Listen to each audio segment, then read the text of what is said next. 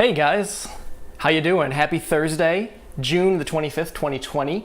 I'm Scott, and welcome to my live stream. I created it. Let me put this keyboard down over here. I see a couple people already saying stuff in chat. Yes, there should be an astronaut emoji. And Matthew, I'll answer that XFL question in 1 second. First though, hey guys. Sorry, this was supposed to go live yesterday and did not. I was having internet issues, and I can't really do much about that. I can't, get a circuit board out and create an internet like I can a light pen. But I can delay my stream until the internet works again, and it does. So hey, welcome for those watching right now. And if you're watching later, you have probably no idea what I'm talking about. So don't worry about it. I'm going to be playing today. What you do know, I hope, is that I'm going to be playing today High Frontier. It's a space game where you do cool guy space stuff, and I like it a whole lot. It's a game I was intimidated by for a long time. I remember kind of learning about Twilight Imperium and thinking Twilight Imperium was like the peak of complexity in games, and then learning about High Frontier and realizing I had no idea what games even were anymore. If you're not familiar with High Frontier, it is a game from Phil Eklund at Sierra Madre Games, now Ion Game Design. It is a down to earth, let's say, kind of realistic space exploration and industrialization game, mostly the industrialization part. And it is intimidating. It's a very intimidating game. The 4th edition is just coming out soon. I think it was supposed to actually already be in our hands, but it had delays, as delays happen on Kickstarter, right? And then COVID happened, and so hopefully we'll be getting it this year for those that purchased it already or those that are looking to purchase it. And in the meantime, though, I've got High Frontier 3rd edition, and the High Frontier 4 rules are available online, and more or less compatible with 3rd edition components. So hey guys, that's what we're going to be doing today, playing 4th edition rules, 3rd edition components. I hope everyone can hear me all right. I'm using a different microphone today. I'm also standing up. Ooh, I'm bumping stuff. I'm standing up, which is not, okay, actually that is usually how I play games. I often end up standing when I'm playing games. I get excited, I get full of energy, and I can't help but stand some of the time. Well, hey, why am I standing now? I've never done standing streams before. Did I get a standing desk and now I play all my games on it? No, I did not. But I'm going to be walking around, and that's why I'm all laved up. Normally I have a shotgun mic, just hopefully off screen, pointing down, picking up my audio there. But today I've got a lavalier mic on, and I've got a camera sitting right next to me here. Look at this sucker. This is normally the camera I have in front of me on a slightly nicer tripod, and now I've flipped it around because High Frontier is a big game. The 3rd edition includes a large map it's like 2 6-fold maps put together. It takes up my entire table, unexpanded. I have a nice table that expands. It's real fancy, but I'm playing it unexpanded today. But the map is big. I feel like I'm talking in circles right now, but the game is big, and so I have a camera here on a fluid tripod head that'll let me kind of maneuver around and get some shots of the board, because there's a lot of detail on here, and you're probably going to want to be able to see what I'm looking at and what I'm talking about. So I've got an overhead cam that we'll switch to in a sec to see the whole map, and then I have this camera here that I'll be manning, which is why I'm standing, so that we can go ahead and see details of what I'm doing and where I'm looking. Why don't we cut to the map in 1 second, and I'm going to give an overview of the game. Now, I am not right now going to give a full explanation of High Frontier. I am not going to go into every rule or every detail. Heavy Cardboard did a stream of 4th edition with 3rd edition components I think it was like 6 months ago, maybe that's even too far back. They did it somewhat recently, and gave a pretty good, thorough explanation of the game. I also, when I get 4th edition in my hands, again, hopefully this year, I will be doing discrete rules videos for the game. So I'll have, this is how you play the core game. This is how you play with, Module 1, Module 2. Try to make succinct videos on how to play that game. This game is a beast to teach. It is, I think, harder to teach than it is to know how to play, if that makes sense. I've played this game a decent amount, maybe like 20 times, mostly in the last year, and I've had to explain it to new players probably at least half of those plays. So it's something I've kind of gotten a bit in the habit of, and it takes like 45 minutes or an hour to teach the game, and you can internalize a lot of the rules kind of quick. But that being said, the audio is delayed. I was hoping it wouldn't be. Try refreshing your stream. I checked it a moment ago. If it is delayed, I will try to fix that in 1 sec. But anyway, so I'm not going to be doing a full teach. In the meantime, though, why don't we switch to the board and go from there? And then if my audio is delayed, you won't notice as much because you'll be looking at the board and not me. I hope it's not, though.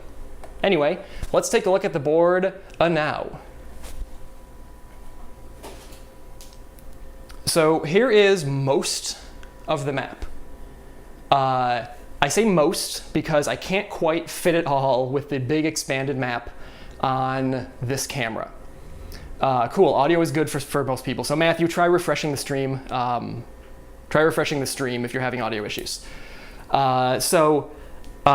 This is most of the map. I gotta say most because I can't fit the whole thing comfortably on this camera overhead. So I'm cutting off kind of this zone up here.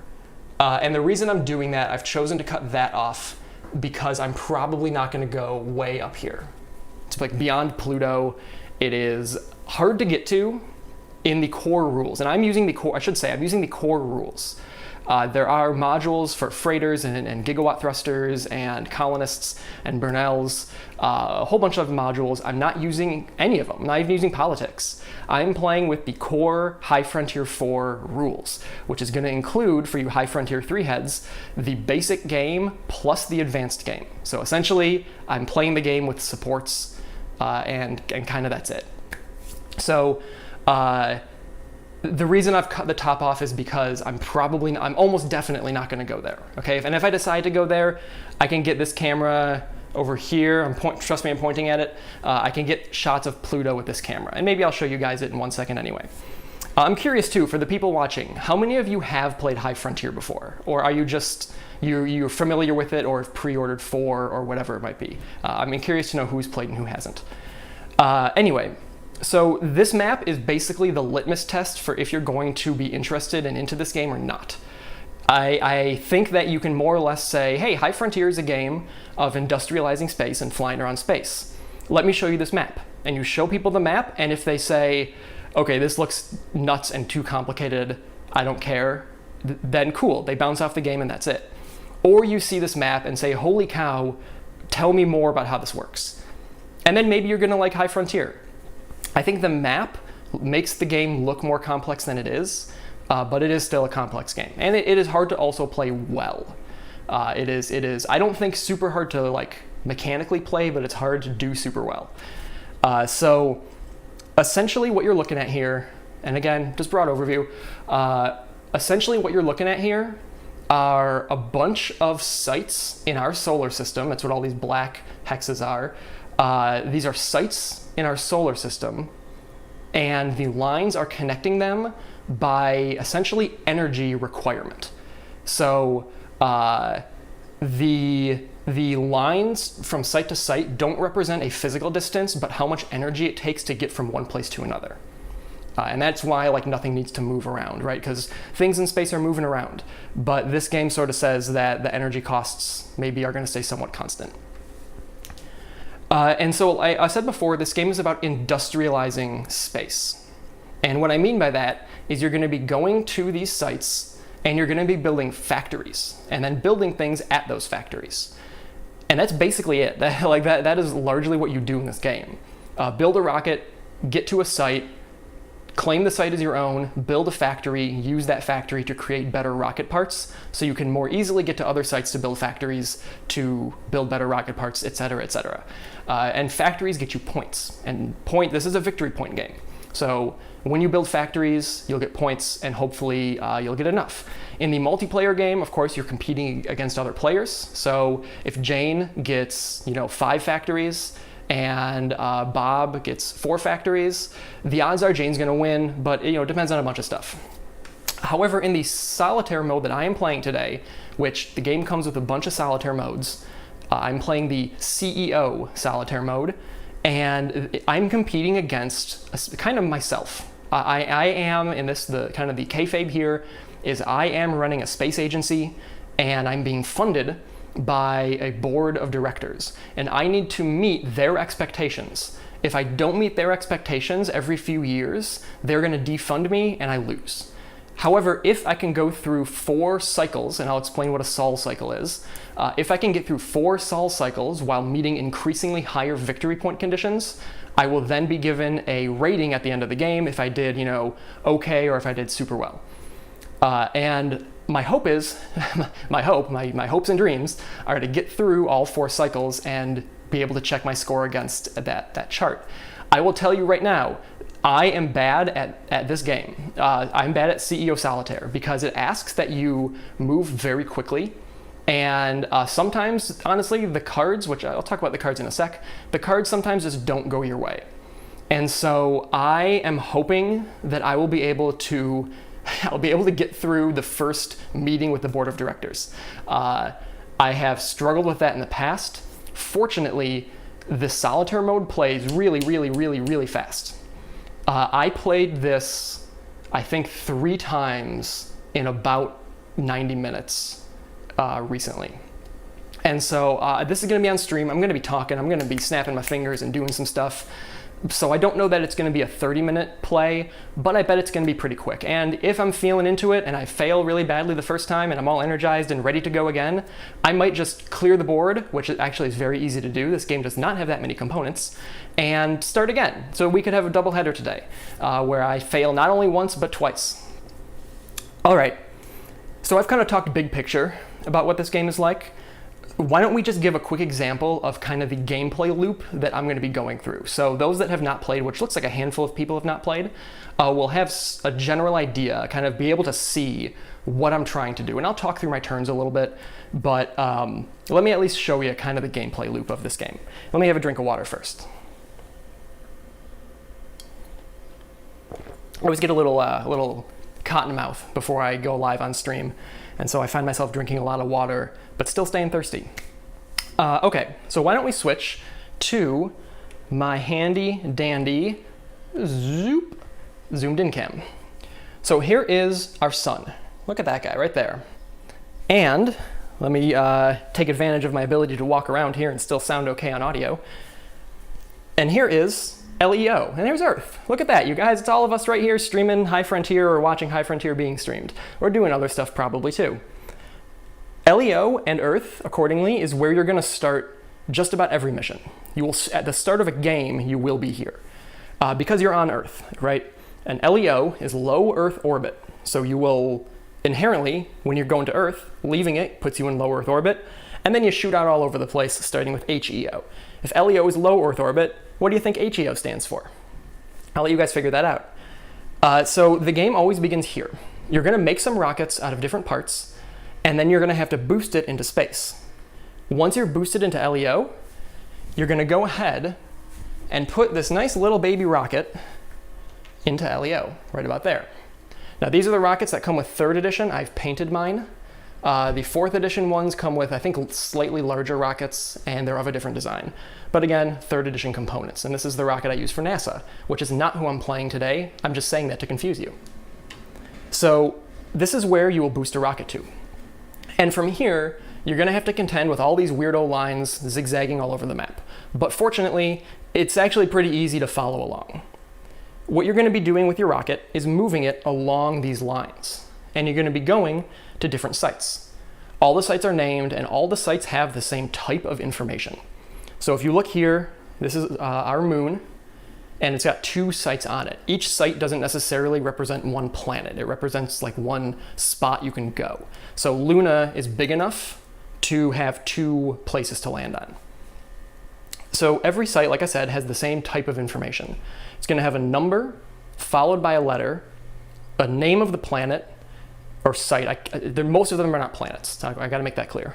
And then they'll have little water droplets. Now you might say, well, Scott, this one doesn't have any water droplets. You're right, it doesn't. But it still has that information there. It's got 0 hydration, which is important. This one has 2 little water droplets, and so it has 2 hydration. So this side of the moon is, it has more available water, and water is super, super important in this game. It is fuel, it is money, it is basically the only currency that you use in this game for any sort of purpose. So a site's gonna have a number, a letter, and hydration. There are some that have other icons on them.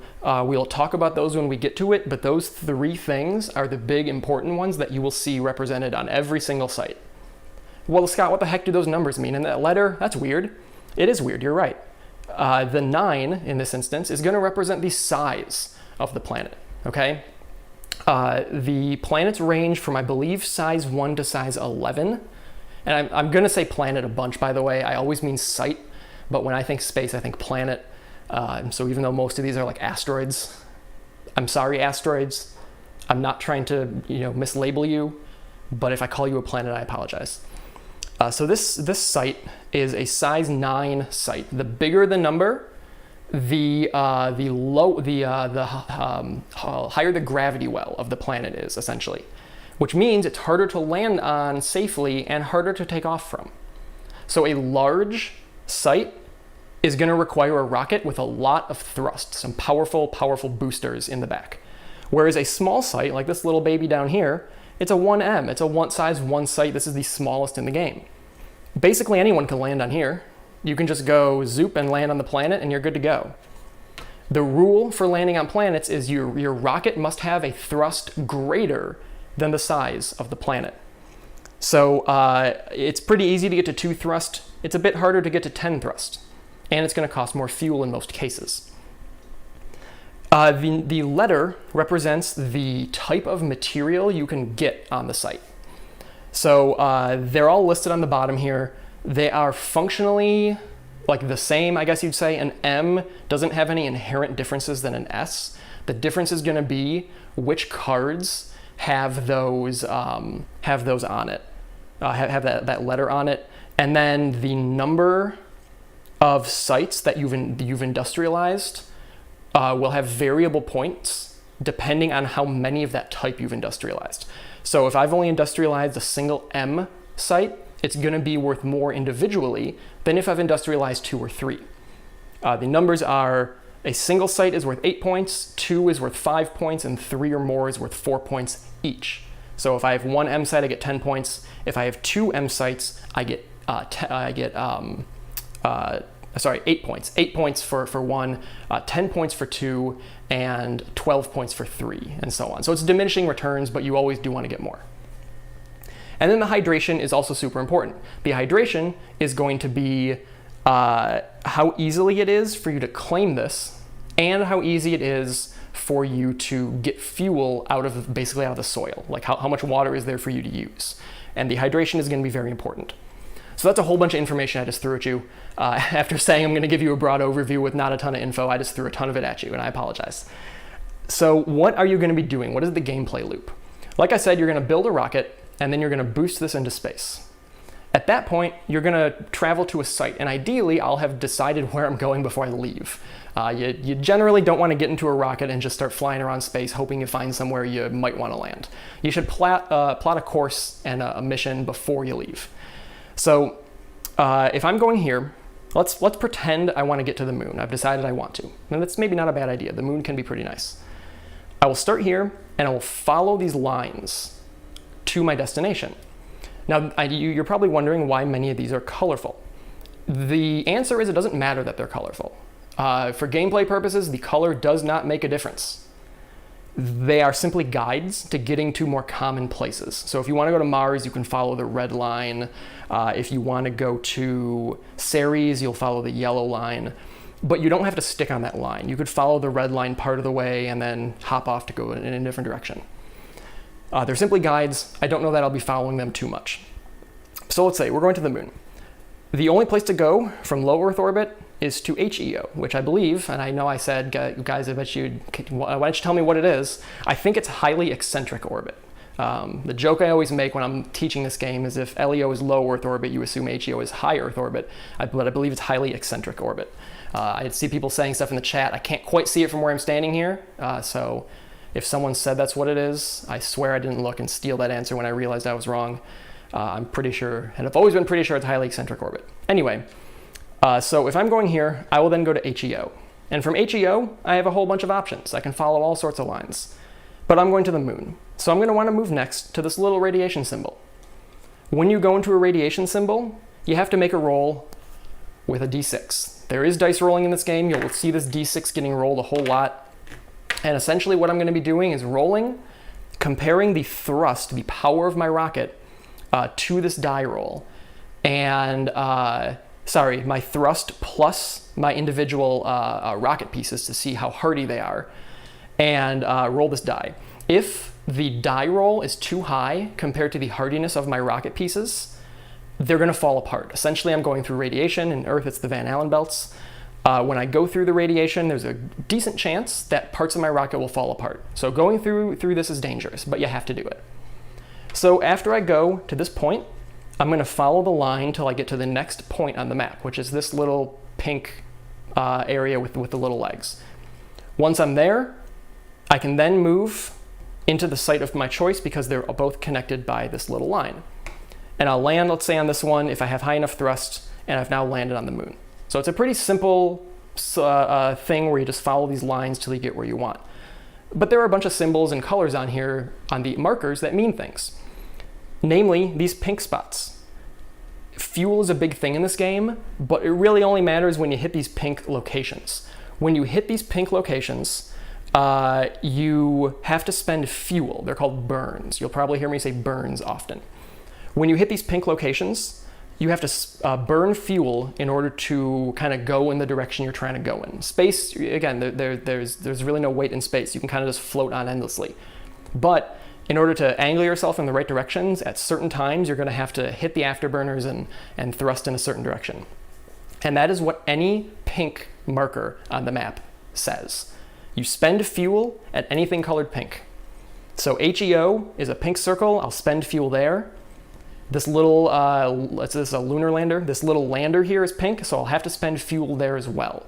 So I'd be spending fuel twice before I have to land. And again, because this is such a big site, I'm going to need a rocket with a ton of thrust, and that's probably going to have a very high fuel requirement. So getting to the moon is expensive, even though it is the closest site on the board. It's kind of expensive to get to.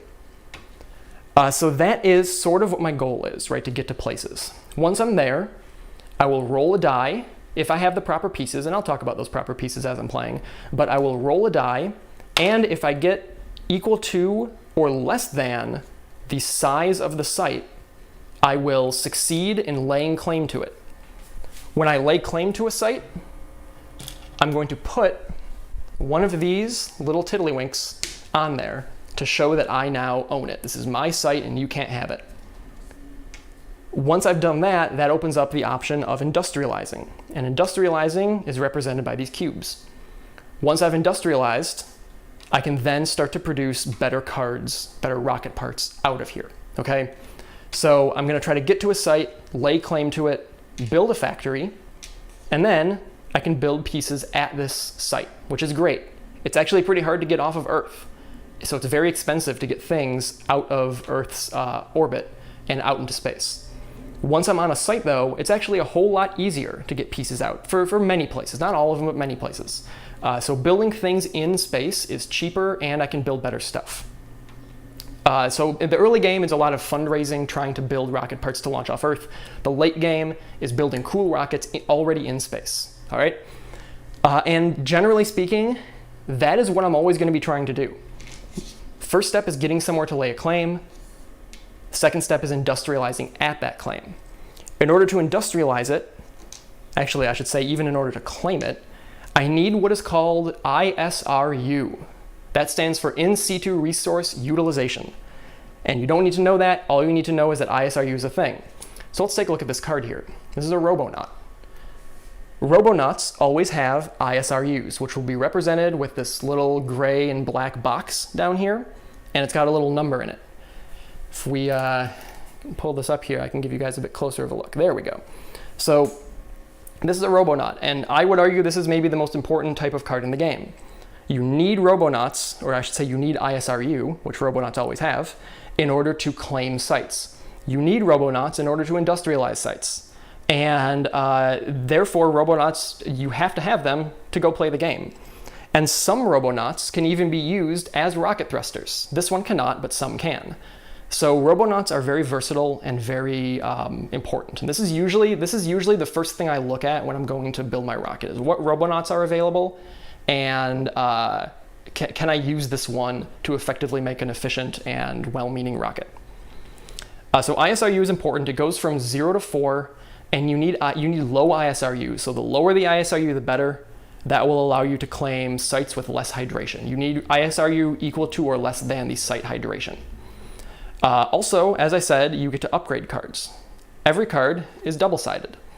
The reverse side, the black side, is what you build out in space. Okay, so my goal is sort of going to be to get to different parts of space and build these black cards. Just a kind of a quick idea of what's on a card. And I understand I'm getting more into the weeds. As I said, I wasn't going to explain stuff, but you know, I kind of like explaining stuff. You can ignore this little upper left box. The upper right one is what's important. You got to worry about mass, rad hard, which is its resistance to radiation, and then any requirements that a card might have. So this one has no mass, which is fantastic. Low mass is good. It has a rad hard of 2, which is pretty low. I think they go up to 7. And so 2 is not very good. And then it requires 2 things, a reactor and a radiator. The reactor, it specifies, has to be an X reactor, and I don't remember what the X stands for. I always think it might be exotic, but I'm not sure about that. I don't have the rulebook by me right now. And then it requires 1 therm of cooling in order to function. That's what the little thermometer symbol is. They go up to 4, I think, but this one needs 1. And then at the bottom it says it's a Robonaut, and I already talked about ISRU. There are different kinds of Robonauts, so this one's a buggy, it lets me reroll stuff. There are ray guns that let me prospect at a distance, and then there are these missiles, which don't do anything in the game I'm playing here, but it does sort of represent that they have their own thruster. So here's an example of a Robonaut that has its own thruster, right? So I can fly around essentially with this and its supports, and that's all. So let's, I guess also, while we have a thruster handy, just say this is what the thruster triangle looks like. This is what you use to fly around. The left number is how much thrust that your rocket will have as a base. So this has a 4 thrust. The fireball up top means that you can spend a little extra fuel to give yourself an extra kick, increasing your thrust by 1. And the number on the right, which in this case is 1/3, is how many fuel steps you need to spend for every burn, which again are all these pink icons, you enter into. So this, let's get focus here, there we go, manually focusing this too. This will cost 1/3 of a step of fuel for every burn space you enter into, which is pretty good. That's actually very good. But again, it's a black side card, so I can't use it out of the gate. So this is kind of what all cards look like, more or less. They have mass, they have rad hardness, they have requirements, and I have to put them all together to get a rocket to go fly around. Why don't we kind of go from there? I think that's a good kind of broad idea of the game. I'm just going to do that loop over and over again, but it goes a little more slowly than you could expect. I guess the last thing I'll mention right now are these little stars out here, these little yellow stars. These are glory. In 4th edition, they have cardboard glory chits that will be placed around here. Again, this is not even a 3rd edition part. This is a bead from Michael's. It's got a little like hole in the bottom and everything. But I use these to represent glory while I'm playing 4th edition with these components. And if I get to a site kind of within these zones, like the Mercury zone is this circle, the Venus zone is this circle, you can probably see it all right. There are a bunch of different zones that are concentric circles representing where their jurisdiction is. If I can land on a site with a human, they can pick up this glory, and then I can return home for points. And it's basically, hey guys, we're gonna go to Mars, and it's gonna be glorious, and we're gonna be seen as national heroes. And so you do that, and you get points for it. It's kind of neat. It's kind of a fun, sort of exploratory portion of the game. And it's something that I've been trying to use in CEO Solitaire a little bit. Why don't we just have a look at the whole map here for a second? And let me take a look at chat here. I see you guys have been saying stuff. So let's see. You played Sam. Hi, Sam. I haven't looked at the Station Fall thing yet, but I'm gonna after this. Thank you, Sam, for making that too. You've played High Frontier 2, 3, and Beyond multiple times. Built the old Vassal mod. Yeah, I do know that. Never played it. Never played it. Leo is a constellation. That's true. Garrick can't watch. Okay, awesome. Thank you for tuning in later, and thank you for stopping by right now. Great. HEO is highly eccentric orbit. I knew that. I remember correctly from my undergrad astronomy class. Oh, you said eccentric. I think eccentric. I can't. I have my monitor kind of far away. LEO is high Earth orbit. HEO is highly eccentric orbit. Based on Hard Frontier 2 rules, no longer defined in the 4 rules. Oh, it's a bummer. Reactor cards, 3 kinds: nootropic, burst, or exotic. Okay, I was right. It was exotic. Fantastic. I'm glad to have you guys here to help me reinforce things that I think I know. So anyhow, let's go ahead and just take a quick look at the whole map. You guys can get an idea of kind of where everything is. So let's zoom out here. Nice steady zoom out. And here is the High Frontier 3rd edition map. Now the 4th edition map is similar in a lot of ways. The colors have changed a little in 4th edition. There's the Pluto zone that I'm never going to go to in this game. I mean, literally this game that I'm playing now, I have been there before, and there's a lot of fuel required, as you can see from all the spots. If you guys look there, you can see all the purple spots up there. And there is Jupiter. There's Saturn down here. Now, a funny thing about this is it's actually easier to get to Saturn and Jupiter than you might expect. You can make your way over there. So why don't we talk briefly about how CEO Solitaire works. We've got this little spot right here. This tracks time. So I'm going to be moving this bead around in these markers every turn I take. It's 12 turns to go all the way around here. And once I have made a complete rotation, I'll have completed what's called one soul cycle. I'll remove one of these discs, set it aside, and once I've removed all 4 of these discs, the game's over. However, removing them does bring about some penalties for me. Normally in High Frontier, you're going to be auctioning cards off. You don't simply buy them. You gotta put them up for bid. So here are some of the cards that we're going to be dealing with. Actually, I can zoom out a little and show you all of them. You can see my beautiful floor and tripod legs. So here is the selection of cards in the game. I've shuffled these up beforehand, and I've not really looked at them except for this Robonaut that I showed all of you. Normally, you put a card up for auction, all the players can bid on it, right? But in this, there are no players to bid. I can't take them for free, but what I can do is spend water on them. And I will spend 1 water plus the number of discs I have discarded, right? And so I'm going to discard 1 disc every 12 turns. And so initially it will be 1 water for any one of these cards. And then after 12 years, it'll be 2 water for any of these cards, and then 3 water, and then 4 water. Though I guess once we're at 4 water, the game will have ended.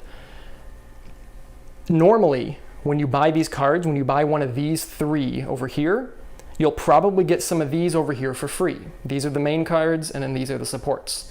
Typically, buy one of these, get some of what it might need with it. In CEO Solitaire, that's not the case.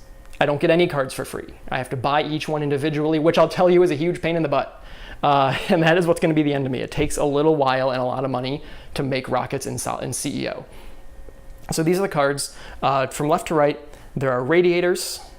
These help cool your rocket, and that's all they do. Reactors, these will help generate energy and support some of the other things. Actually, generators, I should say, is what generates energy. Generators generate energy and are supportive for some of the stuff. And then the 3 main ones, refineries, which don't do anything until you flip them over. When you flip them over, they add abilities. Before them, they're kind of dead weight, though you need them in order to build factories. Thrusters, which I kind of wish, if I'm being honest, I wish they would have changed the name of this card for 4th edition. because like I mentioned before, that triangle, that little blue or black triangle is called a thruster triangle. And these things are called thrusters. But even though they're the same name, they don't necessarily mean the same thing. These thruster cards always have thruster triangles. Sometimes Robonauts also have thruster triangles. It can be, when I'm teaching the game, it usually can be a bit confusing. People think you need one of these, and you don't. You need the triangle that it includes. Anyway, so these are thrusters. They're typically the most efficient way to get thrust on a rocket. And I've already mentioned Robonauts, which are these cards here. They're color-coded, so these are gray, these are brown, these are pink, these are black, these are orange, and these are red. So these are the cards I'm going to be bidding on. I can't look at what's underneath until I've purchased the one on top. So I don't know what's underneath these. I did not look at what was under the Robonaut when I picked it up. You'll have to trust me on that. And if I decide to do a run back after I fail miserably, I will shuffle them all again. All right, so because the game starts here, I'm going to start the camera right here as well. Let me have a sip of Coca-Cola. Still, I'm still realizing I'm more of a Pepsi fan than a Coke fan. That's not something I ever thought I would have said. Like 10-year-old Scott would have never been a Pepsi fan, but here we are.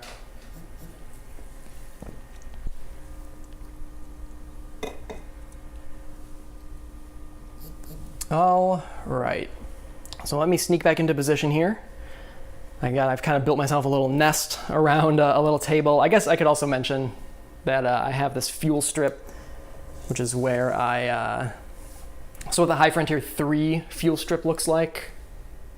The 4th edition one looks a little different, but mechanically it's the same idea. Basically, I'm tracking my fuel and this zigzaggy nonsense up here, and then I put cards that I've got in these spots depending on where they are. This is my beautifully designed homebrew of a 4th edition card. I am going to be playing as the United Nations cosmonauts, and they get to start with a little extra money. And as you see here, here's a triangle, a thruster triangle. These starting crew thrusters have a whole lot of thrust. This thing has 12 thrust, but it costs 9 steps of fuel for every burn it goes through. And a step of fuel is basically following this zigzaggy line to the next point. And so 9 steps of fuel per burn is crazy, crazy expensive. You don't want to use that thing unless you have to. But to get to these big sites, you kind of have to. So let's go ahead and begin. Let's see, what time is it right now? I'm curious to know how long this is going to take, because like I said, it's usually pretty quick.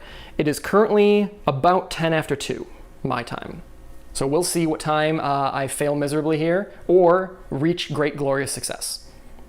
So the first thing I need to do is consider what rocket parts are available. So why don't I swing you boys and girls down over here and we can take a look together.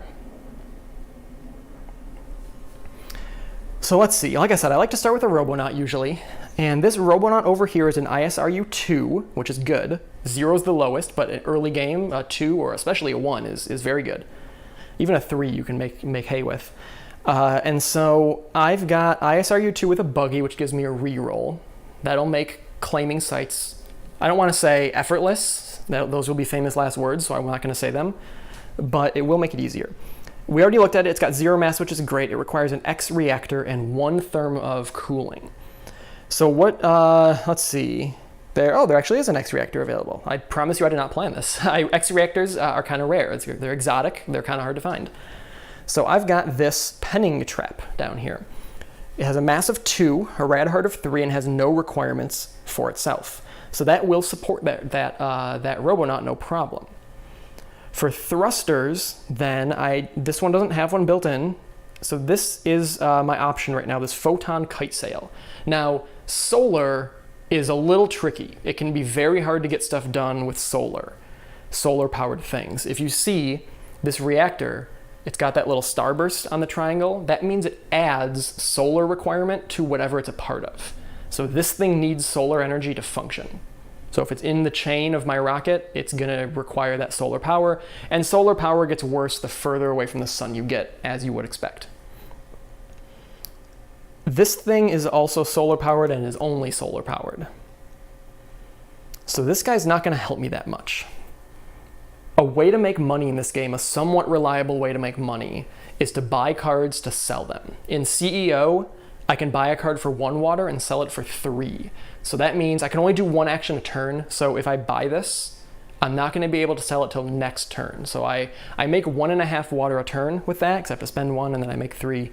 So I guess it's not quite right. But I make money faster that way than I would just taking a buck. I'll make 1 extra water. Because typically you can take income on your turn that you get 1 water for it. I'm also, because I'm great about terminology, I'm going to say buck a lot, but it's always water or aqua. So I'm kind of thinking right now, this is refinery that doesn't require any supports, which is nice. I'm kind of looking here for stuff that's lightweight, doesn't require supports to function. Again, supports are going to be these things, and that are going to be able to efficiently get me to a site. I'm not going to decide where I'm going till I pick up some of these. So I'm kind of thinking right now of buying this guy. If I buy this guy, I might be able to make some use out of it, but also it will get the next thing in the stack into my hand. I do have a hand limit of 4 cards. You know what? No, let's pick up this Robonaut. This Robonaut's pretty good, I think. And there are some Robonauts that are harder to use, and I think I'm going to be able to make do with this one. So let's pick up this Robonaut. This is going to cost me 1 aqua, and I get to see what's underneath. It is an ISRU 3 Robonaut, and it requires a generator, an E generator. So I'm going to take this, I'm going to set it over in my area. I'll say my hand is right there. And then I will spend water, which are these little blue beads. So I'm going to spend 1 of those suckers. I started this game with 9. I started with, you start with 1 water per stack of cards. And then based on the faction I picked, I get 2 additional water plus 1 for playing CEO. It's a whole little thing, but I started with 9 water.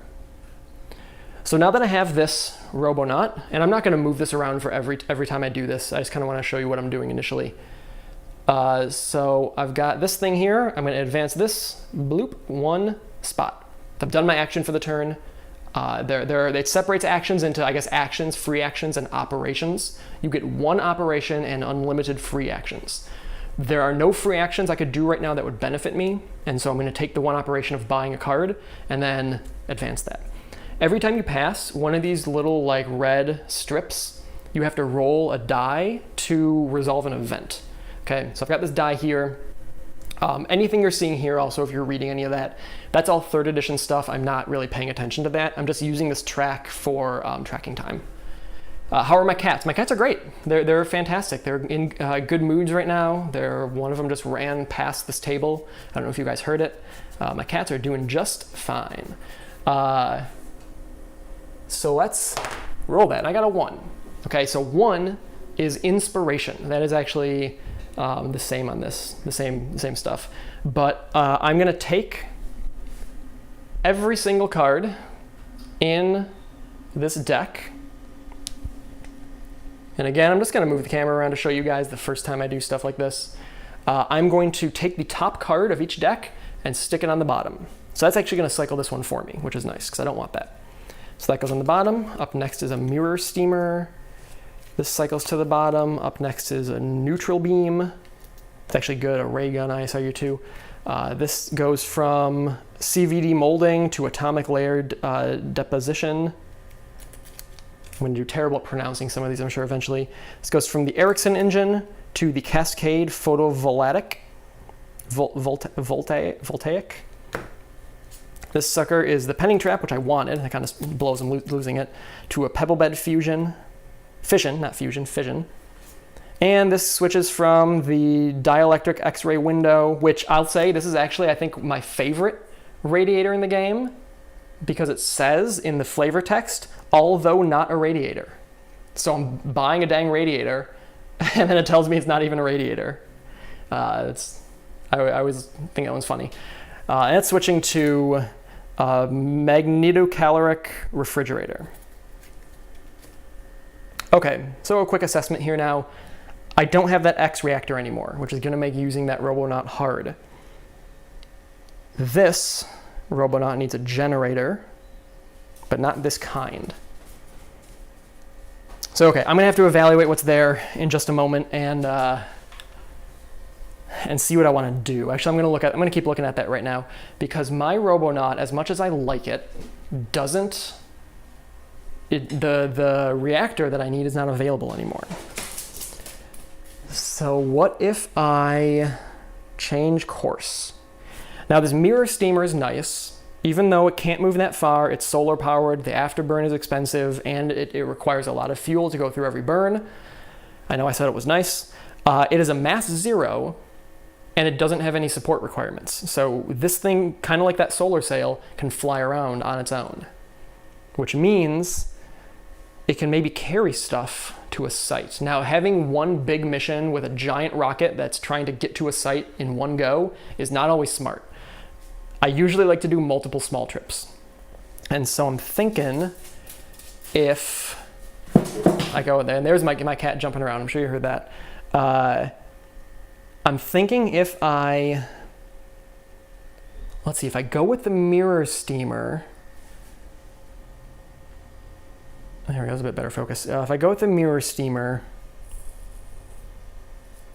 I could then, these three things will function together okay. Remember, I need a refinery, I think I mentioned a refinery to make a factory and a Robonaut to make a factory. And so what I want to do is I want to get two of those things to a site to make a factory. So what I could do, if I pick this up, I could take this sucker, carrying this, and this, to a site. And from there,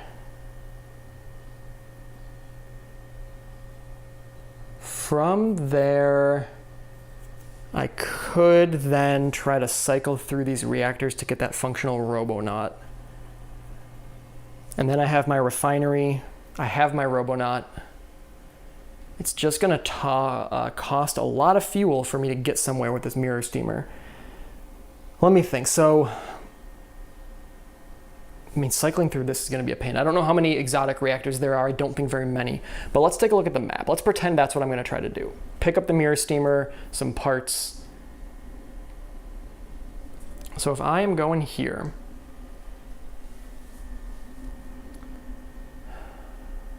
let's switch cams for a sec. Let's take a look at this overhead. So what I'm kind of considering right now is going to, some early sites that are pretty easy to claim. There's Hertha way out here. It takes 3 burns of fuel to get to. So if I'm going with a mirror steamer, that's going to be 12 steps of fuel. It's 4 steps per burn, and we're doing 3 burns. So that's 12 steps of fuel.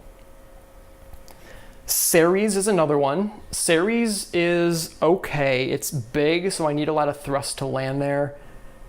But it has very high hydration, and it's not that far. It's 3.5 steps, I think, to Ceres. Maybe 4.5 steps to Ceres.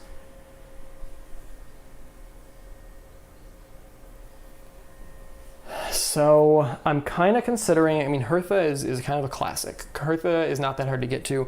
It's an M-type site, which means it can upgrade M-type cards, which I don't right now have.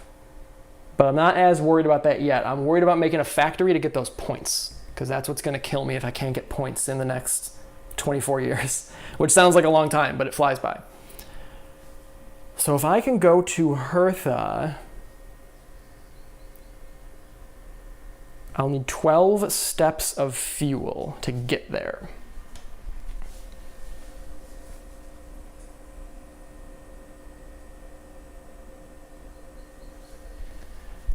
Let's go ahead.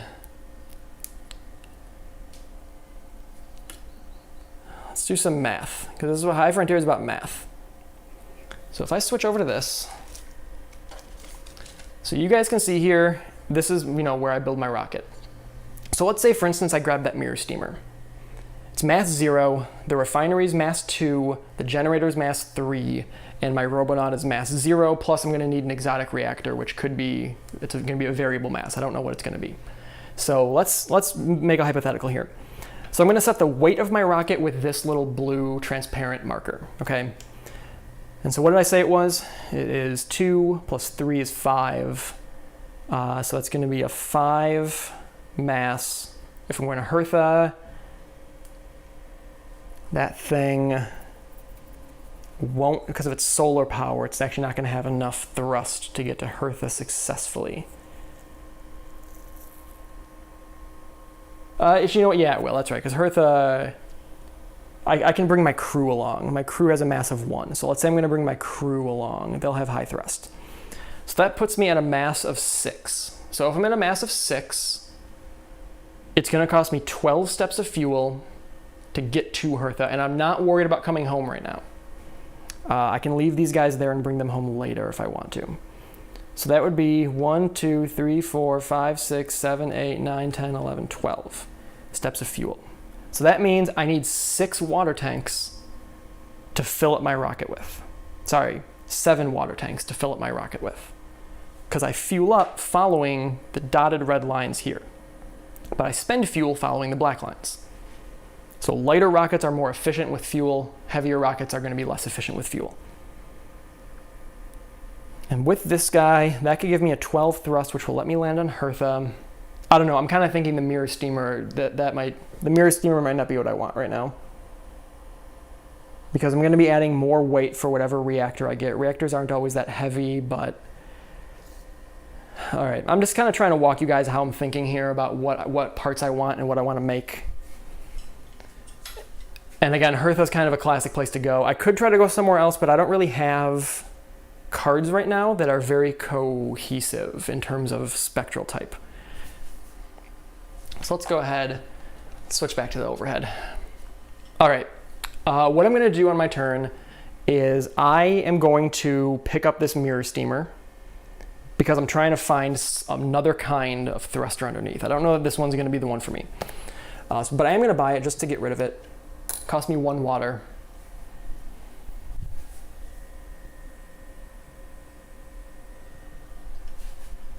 And then we're gonna advance the turn 1 step. So now what I got underneath here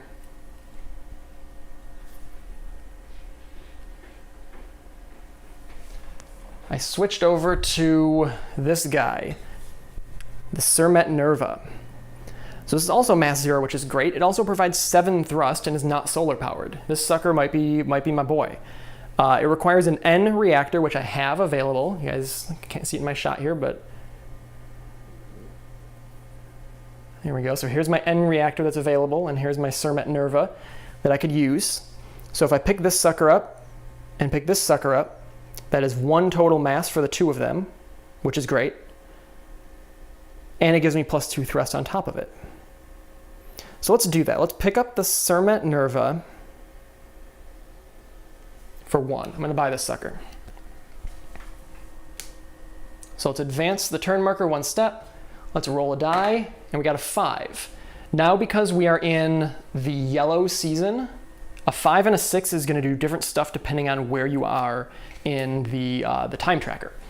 In the yellow one, a 5 or a 6 unfortunately means there are budget cuts and you need to get rid of cards from your hand. So I'm gonna get rid of this mirror steamer that I had picked up. It goes in the bottom of its appropriate deck. All right, so we advanced that, and it's still it's a new turn now, and I'm gonna need this reactor. So I'm gonna pick up this reactor straight away. Okay, advancing the turn again. Still don't need any free actions. So again, we're almost halfway through a year right now. It goes pretty darn fast. And so what do I have here? It's another N reactor, don't need that. The rocket I'm starting to put together right now is looking like it's this guy with this thing supporting it. And then I need something for this still. I need that X reactor, which is not there anymore. Let's see. So these two function well. I could use a radiator, I guess, but I can also cool with my afterburner.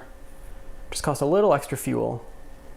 It's still going to cost the same amount of fuel per step because of this. This is still a 4 cost. This one's down to a 2 cost. And it's a C type. So maybe I do go to series. Maybe I do go to series first. Because if I go to series with this guy, I know I keep switching, but if I go to series with this guy, I don't know, I'm going to waste too much time. This is what happens. I end up wasting too much time and ultimately don't get my first factory up soon enough, which in CEO, you got to get a factory up quick. So if this is what I'm starting with, I still need that X reactor. I'm going to need a radiator because of these two now needing to be cooled. So why don't we...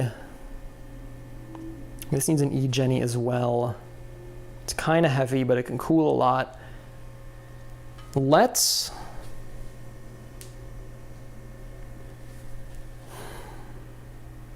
Decisions. I need to start cycling this deck for sure.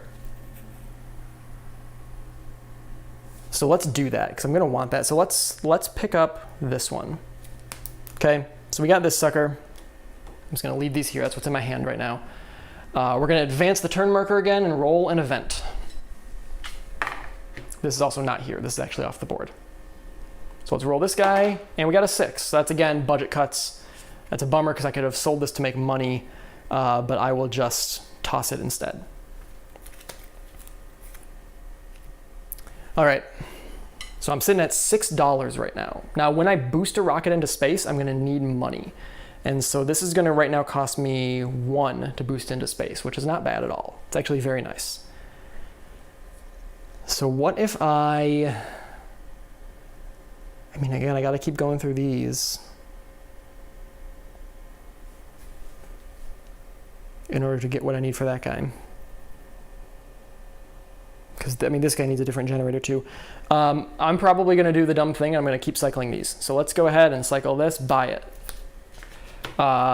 It's a burst reactor, Project Orion, which is another fun card. So I bought that for $1. Living in a RoboCop world, buying things for $1. Advance the turn marker. I now have 4 cards in my hand, so I can't buy more stuff. I'm going to sell this one. Goes to the bottom. Makes me $3, so I'm catching up a little bit on cash. 1, 2, 3. Advance the turn marker. And roll an event. A 2, it's inspiration, which is actually very nice for me right now. Let's start over here. Cycle that. Cycle that. Hey, there's an exotic reactor. Cycle that. Cycle that one. Cycle that one. I like that guy too, the mass driver. And cycle this one. Okay. So this is where we're at now, and this is actually pretty good. I'm going to pick up this reactor. This is what I was waiting for. This exotic reactor. As you see, it has a bomb and an X. Those are the 2 types of reactors. I guess the type of reactor. This is what it supports, a burst and exotic. So I am going to buy this for $1. All right, so that's what I have going right now. Spend $1. Advance the turn marker. 1, 2, 3. We have 5 more turns. 1, 2, 3, 4. No, 4 more turns. 4 more turns before we're done with the soul cycle, and these get more expensive. So, all right, I'm sitting here right now with something that almost functions. It needs cooling. Now, one of these things I can cool with my afterburner, but it can't cool both of these at once. I don't need to cool this unless I'm using it, but unfortunately, it requires this. And so, actually, no, but this one doesn't need cooling. You know what? I might be able to get by with just an afterburner, just in the interest of getting out into space. Because let me see here. So if I have this sucker being powered by this, it puts me at 9 thrust. And then I have this guy being powered separately by this. Gives me negative thrust, but that's fine I don't need to use this in conjunction with that. So I'm sitting at 9 thrust right now, which is enough to land on Ceres. It's also enough to land on Hertha. And the reason I'm picking those is just because it's an easy spot. But let me take a look at the map otherwise, because this is an S card, an S card, a D card, and an S card. So I could try to go to an S site. For instance, the moon. Actually, the moon might be my salvation here. The moon might be where I want to go and build a factory, because this has 9 thrust. Afterburn it to 10, that means I can land there as long as I'm not getting any negatives for my weight, which I'll have to take a look at in a sec, but these are pretty lightweight. So what I could do is I could fly to the moon. I could fly to this Luna site.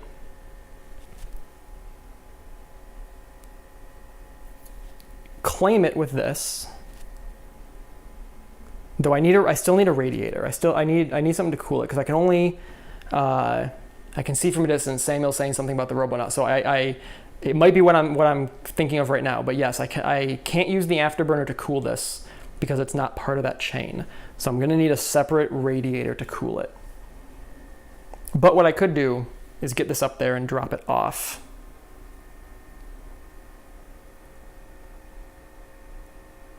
That might be all right. So picking up maybe this guy first.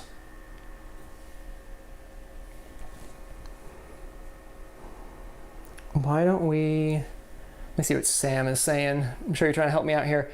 But the Robonaut needs a radiator to function. Yes. Yeah, that's exactly what I sort of came up with just a second ago as well. So what if I pick up this radiator, which has a mass of 2, which isn't ideal? Because let me run over here and do a little math again. Let's just pan the camera on over. See my beautiful chord management down there. Let's zoom on in. All right, so if I'm sitting at a mass of 2, 3, 4, 5 with that radiator, it's a mass of 5 with that radiator. And it's going to be 2 burns to get to the moon. So that is 4 each. 1, 2, 3, 4, 5, 6, 7, 8. Plus an afterburn, which is going to be that. So the first burn is going to take me into scout class. 1, 2, 3, 4. And then the lander burn plus an afterburner is going to go 1, 2, 3, 4 afterburn. And that'll land me there. And then I'll need to come back for a refinery, which will be much cheaper and easier to get up there. I think that makes sense. I think that logic checks out. If I go up there with that stuff, 1, 2, 3, 4.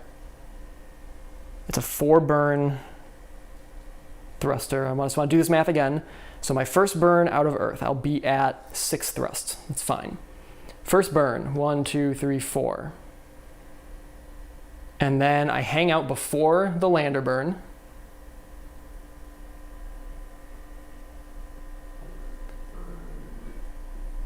And then, my total thrust would be 8 in transport class, and because of my reactor. And so now I'll have spent my burns to go through the first burn in HEO. I'm then sitting in, like I said, on that radiation marker in the Van Allen belts. Next turn, I will have a 7 base thrust plus 2 from the reactor. I use my afterburner to boost it to 10, cost me a step of fuel. And then I go through the lander burn, which costs me 1, 2, 3, 4, and I'll have landed. I'll have 10 thrust at that point, which is enough to land on the moon. And then I will drop off, I will lay claim with my Robonaut, and then decommission everything but, I guess, just decommission my thruster and my reactor for it. Now you can decommission stuff as a free action. It puts it back into your hand, so then I'll have to boost it back into space later. But I think that's preferable versus getting a refinery now. Gosh, but that refinery is going to need an E generator as well. Anyway, so that is loosely what I'm thinking of doing right now. Why don't we switch to the overhead here? And so that's if I go to the moon. That is going to allow me, once I make a factory, to upgrade this card, which is pretty decent, and upgrade my Cermet Nerva, which is, it uses a lot less fuel, which is nice, and I can build it there. I could even use it to make money. I could just sell it. Though it's going to be hard actually to get off of here, because that's going to drop me to a 6 thrust. And then with this upgraded, I don't have that anymore. So getting off the moon is going to be hard. So what I might want to do, like I said, I'm looking for points right now, because I need to get to 8 points before the second soul cycle finishes. So what I'm kind of considering is, what if I can build a factory here to clear that threshold, but I'm going to need it to do something to push me a little beyond for my next claims. So if I want to, I can deliver to get it home, but if you're delivering off of a size 7 or greater site, it costs more. Though I guess I'm in the Earth zone, so maybe it won't cost me that much. Because yeah, it's the distance to the Earth zone times 2 to deliver stuff back to Earth. So I could build this at a site somewhere where I have a factory and have it automatically delivered to me on Earth for a cost. And it's 2 times the distance to Earth, and then it's extra if it's a large site. And looking here, it is +1 if the site is greater than size 7. So it would cost me, I got only 1 water to get it home. I don't know, I'm flirting with this idea and I kind of like it. I think that that's not a bad move. Because then I can make this into a vortex confined and deliver it to Earth, and then I can use it as a much cheaper thruster. Could even use it just with this side or that to go to site 0. So okay, you know what, like I said, I think I'm gonna try this. I think I'm gonna try it out, and if we fail quickly, maybe we'll play it again. Yeah, true, I could factory refuel on the moon too. All right, so let's do that. So this is gonna be my rocket. This is gonna be enough now, because then next time I'm gonna have to get a refinery and a generator, or I should say a refinery and whatever the refinery needs in order to get that factory. So right now, if we get this stuff here, bring it home, leave these things on the moon. This thing is only a mass 1, that's not bad. I can add this weight and get back to the moon. I'm just gonna have to have the water and be able to do it in time. So let's go ahead and officially make this rocket. As my action this turn, my operation, I'm going to make this rocket. So it's mass 0, mass 1, mass 0, mass 2. That is a total mass of 3, which means it's going to cost me 3 water to get that sucker into space. And I can now put this little rocket that I took off before onto LEO. So this is my rocket. We can even leave it right here. It's not going to obstruct anything that I'm doing. And that means I don't have to walk back and forth. So why don't we then use a free action to fuel the rocket a little bit? Because I've determined I'm going to need 1, 2, 3, 4 fuel in the rocket, right? So 1, 2, 3, 4, afterburn, 1, 2, 3, 4. Yes, that's what I need. So that is a, what did I say again? 2, 3, and then I can buy this thing, or I'm sorry, this thing to cool. Though I guess I don't, well, yeah, I guess I should try to claim it right now. I was gonna say I don't have to pick up the radiator yet, because I don't need to cool, claim it yet. That'll get me out there now. I might as well, or you know what, it might be more fuel efficient not to. Let me do a little more math here. So if I'm weight 3, which is currently the case, I could then spend 1, 2, 3, 4, 1, 2, 3, 4, 1, That is actually a lot more efficient, I think, if I go now and then come back to carry the radiator and these things. Because that'll be, let's see, weight 2, 3, 6, or 5, 9. It is a lot heavier. And then I might actually not be able to land on the moon if I carry all this at once. So I think I should actually get the radiator now. So as my action this turn, I'm going to boost these. That advances a level, so those are all in LEO. And then we can go ahead and roll this die. Got a 4. The 4, I believe, is a glitch. I can't remember if it's 3 or 4. That's a glitch. It is, I had it written down here, and for some reason I can't find it. So I don't remember if it's the same in 3 as it is in 4. It's a 4 is pad explosion space debris. Well, that's not great. That's what I was hoping it wouldn't be. All right, so I then will have to decommission my heaviest card in LEO, which is this reactor. So this thing is decommissioned, but it goes back into my hand. When it's in my hand, it basically represents a patent that I own. And when I've actually put it out into the world, it represents a physical thing. Space around Earth sucks. It is, the space around Earth is dirty and there's stuff flying all over. And so if you have stuff just hanging out in LEO, there's a decent chance it's gonna get hit by something and fall apart. So why don't we, I guess we're gonna have to boost that thing again, but we don't have any money right now. So these things are all in space. They're on my rocket. And actually I'm gonna step over here for just a moment. I apologize if I'm gonna make a little bit of noise. I realize I need to grab something over here.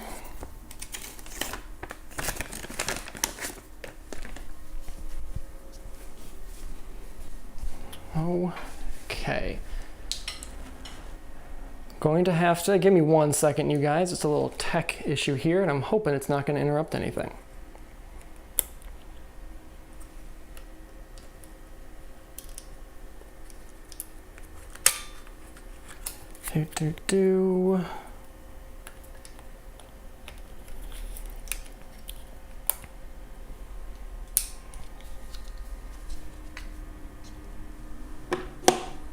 All right, sorry about that. Anyway, so we've advanced. We had a pad explosion or space debris smashed our rocket. That was not cool, but now we need money. Now the only way to really make money in this is to sell things or to just collect income one at a time.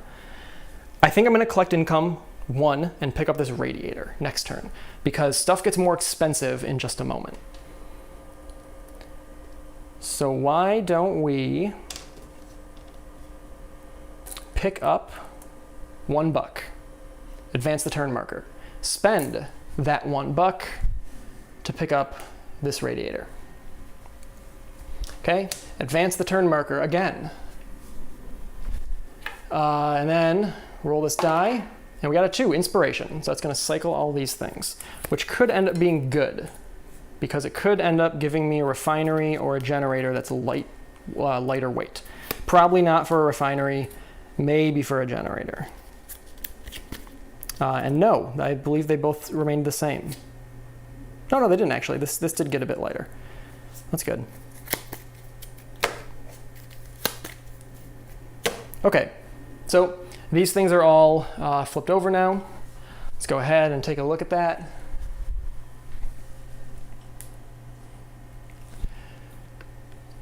All right, so here's what our cards look like right now. So this is the rocket that is currently hanging out in LEO, and these are the now available parts.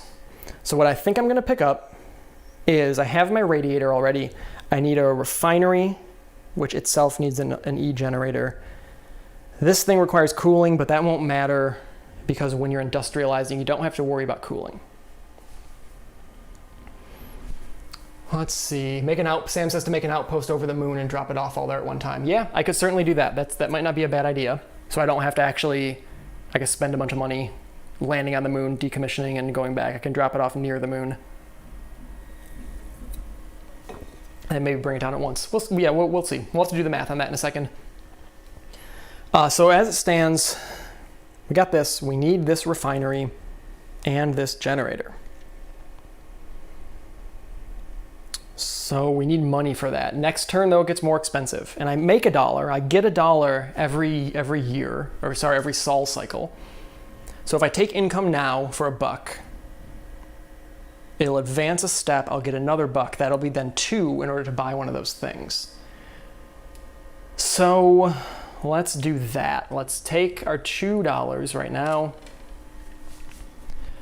And we've now advanced 1 full sol cycle. I'm going to take that disc off.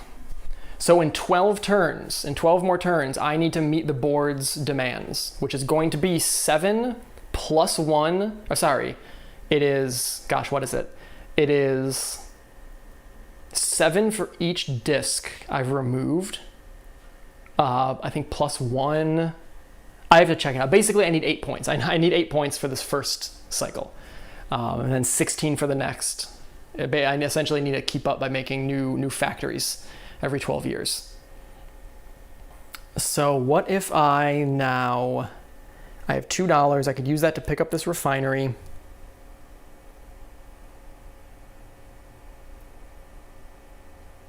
But I am between a rock and a hard place already here. For some reason, I find the CEO mode super hard, which I guess a solitaire mode should be. But what if I need to get my Lyman Alpha Trap back into space. That's my reactor, my exotic reactor. And then I need to get a refinery out there as well.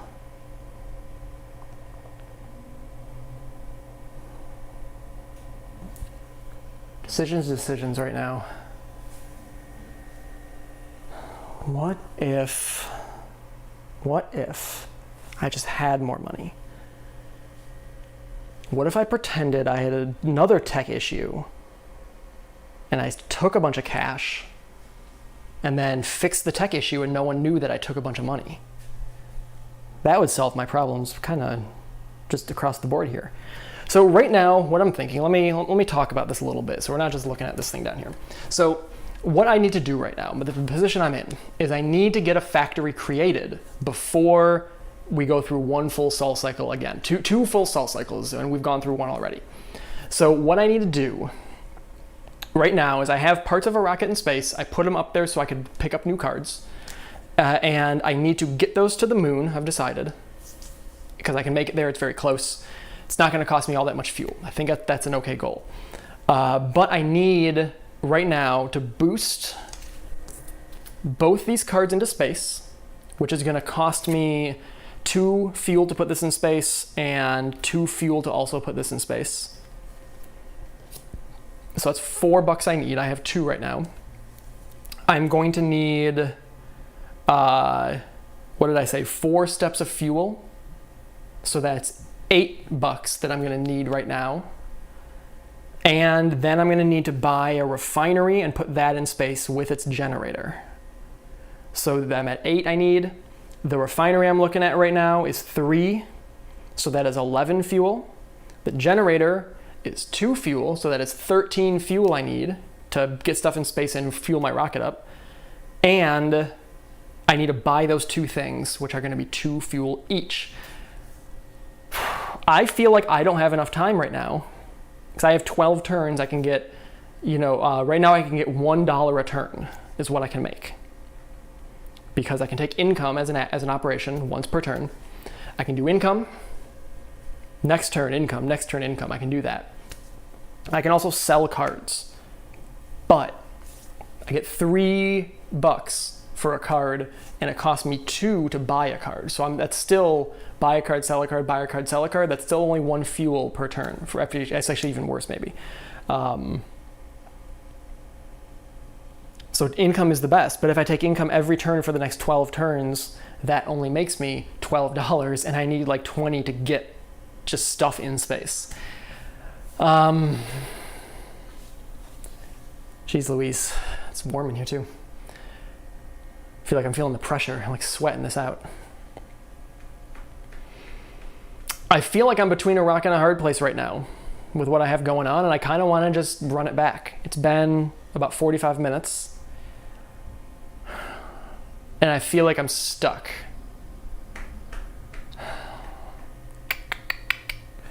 So I'm kind of considering just wiping the board and starting over. Something I have learned about CEO is you can get yourself in a spot with bad card draws, which I'm not saying that that's what happened to me. I'm not going to absolve myself of blame of doing badly here. But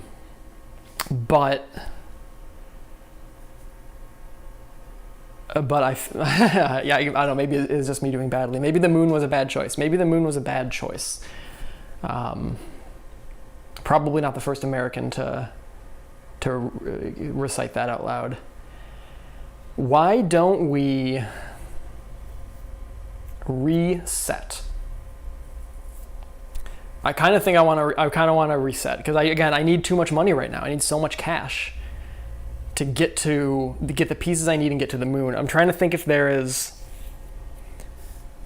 I mean, based on the parts that I have, maybe a factory first isn't even the best idea. Yeah, well, you actually maybe picked a perfect time to start watching because I might be starting over, and so because I feel like I've mismanaged the first part of this game. So I guess in the interest of time, why don't we give this another run? Hopefully you guys understand sort of why I'm doing that, because I need more money, but I don't have the time to make that money. And so I'm hoping I can maybe build a more efficient rocket next time, or get somewhere else. Because what's going to happen is in 12 turns, I'm going to have to check my victory point total against what the company demands. All right. Great. Well, let's go ahead, switch back to here.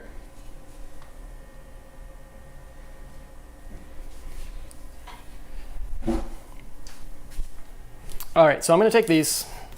We've been fired, unfortunately, and that's okay, because in the future we're just going to get a new job doing the same thing. Grab all my bits and shuffle these up.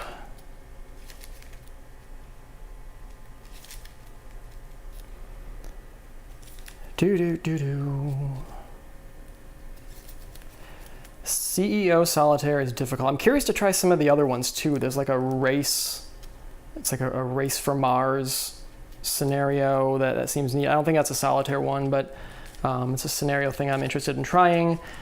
There are some other Solitaire modes as well that I think are could be interesting, but this is the one that was in 3rd edition.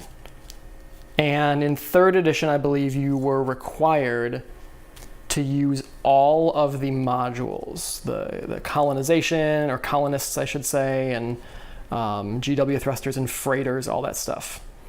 And so this, in 4th edition, it says you can use any modules. And so I was curious to try it without all of those extra ones.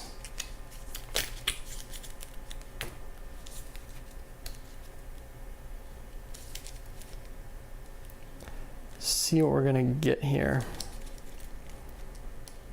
It's tough. I had a feeling I was gonna fall on my face, because hitting that first milestone is tricky in this. Now, I have succeeded in the past when I was able to get to Hertha and make a factory and had a couple of M cards that I could kind of rebuild out there.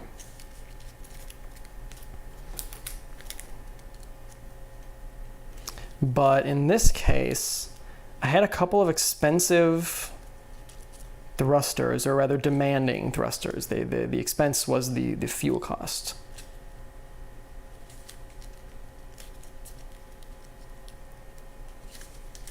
All right, what do we got here? So let's take a look and see what we have on board this time. Take this off the map. Get back up to the fuel, the starting money cost count that I should have. which is 6, 1 for each patent deck that I'm using, which is 6, plus 2 for my United Nations Cosmonauts special ability, and plus 1 because in CEO Solitaire, if I have that ability, I get an additional plus 1. So I'm at 9. So what do we got going on here? Well, we've got this Cermet Nerva Thruster again that came up, this ISRU Stabilizer Refinery, and it's the same thing. Did I really just shuffle these and get these same two? I mean, this wasn't on top last time. You know what? Okay, I'm mulliganing and I'm going to shuffle this one again because digging for that exotic reactor was such a pain in the butt last time, and I think that wasted a lot of my time. I shouldn't have even gone for that Robonaut. That's probably what I should have tried to cycle out. Okay, so instead we have the Cuck Mosquito, which is actually, it's not too bad. It's very expensive for landing on things, but it's less mass than my crew. It's got a better ISRU than my crew. So what if we start? So I think this thing was actually okay. I don't think the Cermet Nerva was necessarily an issue. And then I've got this guy over here, which will support it and cut the fuel cost in half. So it'll be two burns, or 2 steps per burn. So if I can pick up this radiator, that'll cool this 2. It's a mass of 4. Plus 3 is 7. That's kind of heavy already. So I think I might want to try to get rid of, I might want to switch to something else here, because I think what happened last time is I ended up in a spot where I needed that X reactor, and that was hurting me. So this requires an N reactor, this requires a burst reactor. I'm going to get rid of this Cuck Mosquito. I don't think I need it this game. So I'm going to buy the Cuck Mosquito. I'm going to buy it on turn 1. Cost me $1. I'm going to roll a die. Let's go ahead and hit this. It's a 5. That's going to be, it gets rid of my faction privilege, which is nothing in this. And then I think I'm just going to sell this to get some money back. So we're going to sell the Cuck Mosquito for 3. 1, 2, 3. Figure if I can pick up some money early on and the cards I need, I might be able to make something happen later when I'm not going to have to raise money every single turn. So now we have this phase-locked diode laser, which has an ISRU 3 ray gun, requires an E generator, which ain't bad. This also requires an E Genny.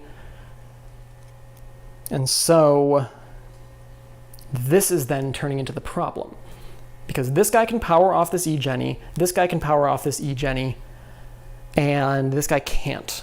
This guy requires this, which requires this. So this is where my long chain is coming in right now. I kind of like this Robonaut. It's a C Robonaut. So that means if I can get to Ceres as an option, or any of the places around Ceres, that could be very doable. Let's go ahead and pick up, I think I like this Robonaut. So maybe I pick this up to get just to cycle it, because the N reactor is what's going to hurt right now. And I could dig for another N reactor or a lighter. I mean, that's not going to happen. Let's go for, I think if I pick up this, I could see what's underneath. And there's no event yet. So maybe I pick up this now. Pick up maybe this guy next turn, and then maybe an inspiration roll will get rid of that for me. Because this guy's okay too. I mean, it's kind of heavy. I mean, for generators are often kind of heavy. The -2 thrust could hurt. Let's buy this Robo. I like this Robonaut. It gives me a couple options on sites over in Minerva and Hertha. So I'm going to buy this. I'm going to put, again, the thing I'm buying, I'm putting up here. So that cost me $1 to purchase. Sitting pretty at $10 right now. It looks like 3, 4, 5, 10. Yeah, that's a good one too. So let's advance the turn marker. Okay. And from the turn marker here, then we're going to pick up, I'm thinking, this generator, because that'll power this. It's not solar powered, which is great. So we're gonna buy this then for $1.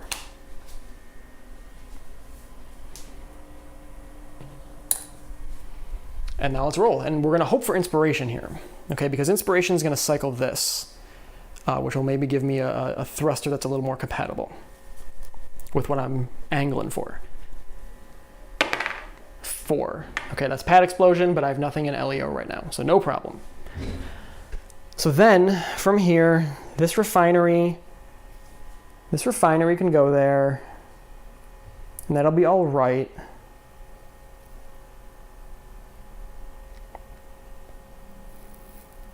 This guy's lightweight, but he has a lot of requirements, which is what I'm trying to get away from right now. This thing is decent too, but again, I need to stick with what I have. I need to take a rocket that is not maybe the most efficient in order to get somewhere quickly and take care of this, because I ran out of time last time as well. So maybe I cycle this on my own right now by picking it up, or I go for this and again, hope this cycles soon. So let's pick up this one to mass 3, which this has ended up being kind of heavy, but refineries are always heavy, which is why I usually try to take them later in a separate mission. So maybe we go for this now. Yeah, I'm gonna pick this up. I'm gonna take this guy. So that costs me 1. Advance the track.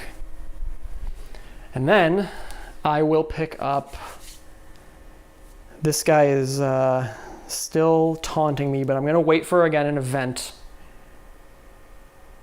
So I think I want money. So what I might do right now is pick up something to sell. I don't require any therms at the moment, which is great. I mean, these are all good to go. I just don't have a thruster that can efficiently get anywhere. So if we go for this, let's say I do pick up this right now and just plan on selling it next turn, I guess.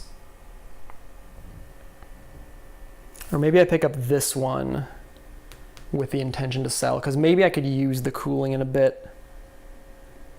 Let's do that. Let's pick up this radiator. It's largely with the intention to sell, but I figure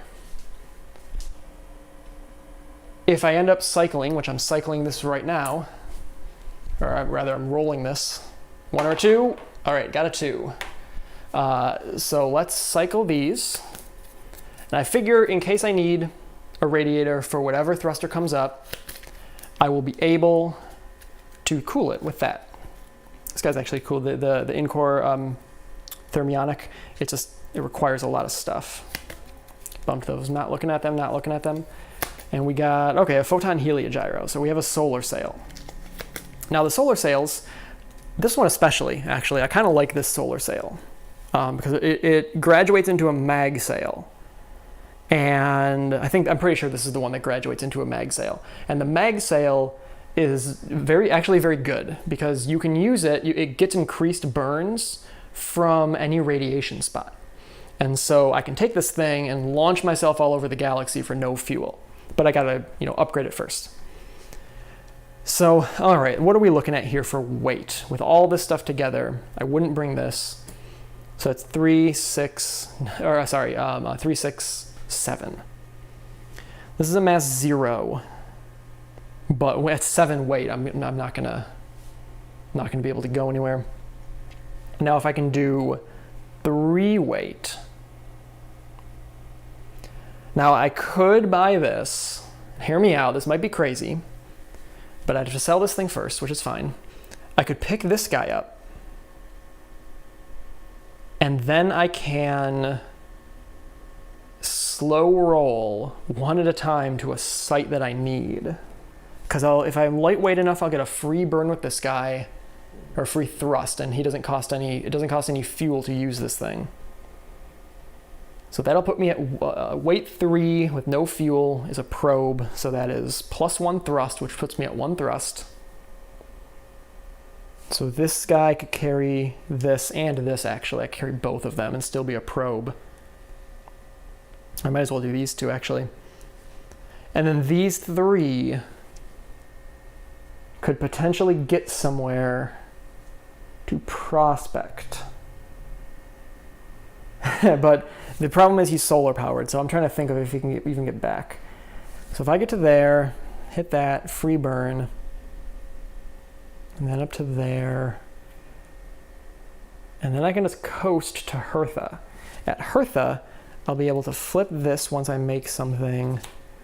You know what? That might be my stupid plan. I think I might have my stupid plan in place, but let me think this through, and let me switch to my my overhead here so we can talk about it a little more. So if I pick up this photon heliogyro, I can have it be really lightweight, and it will have 1 thrust from being so lightweight.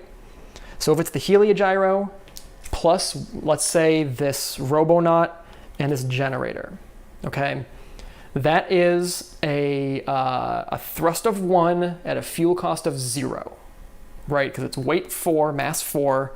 Weight isn't really the right term. Mass 4, which is still scout probe class. So that'll be a thrust of 1. I can go for free into HEO and then sit there. And then next turn, hit this L4 right here for free.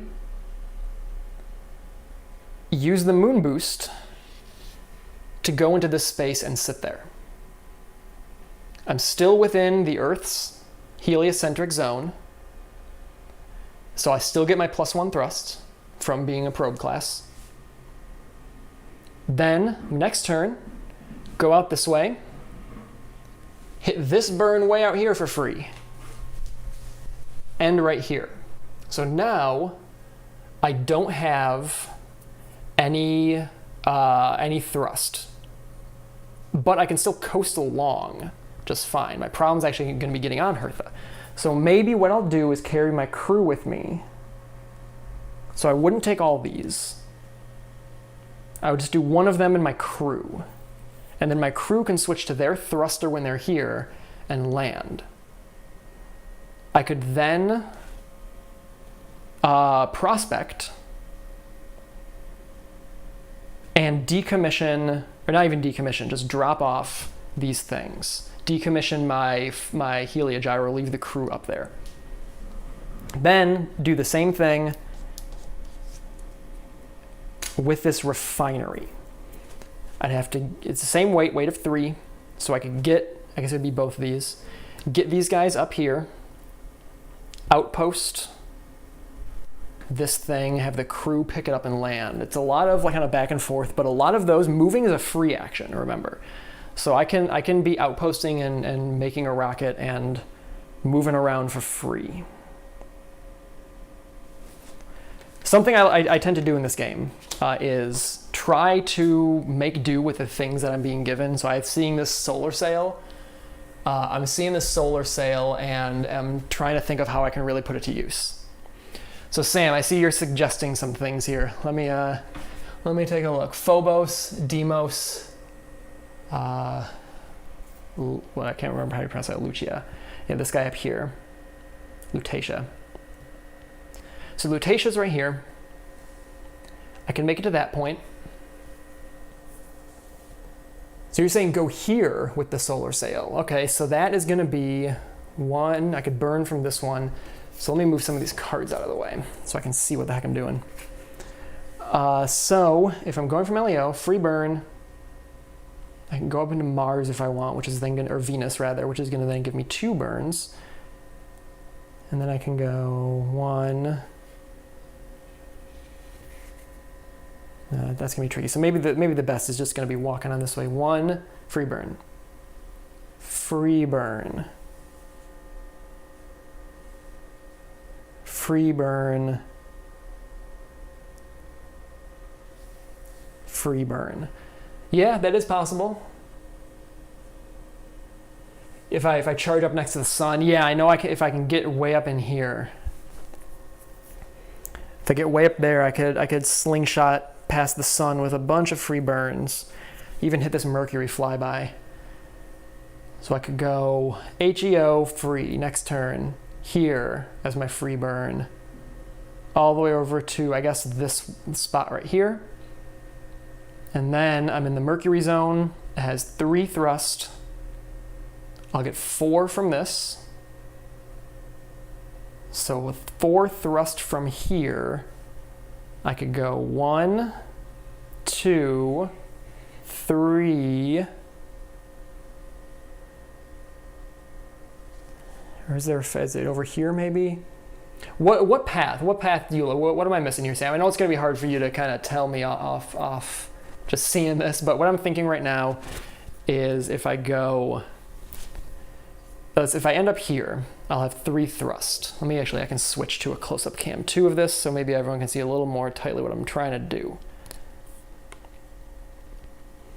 So if I am going from LEO out here,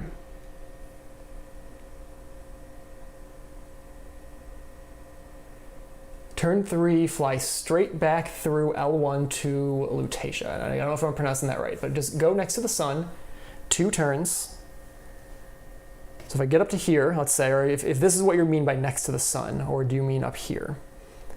I guess up here I can avoid burns. So just go next to the sun in 2 turns. So 1 turn right here, 2 turns would be, I guess I could go like right here.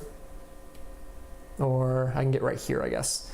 So if I'm right here, I'm within the Mercury heliocentric zone, which gives me extra thrust for solar-powered sails. And then from here, I could pop through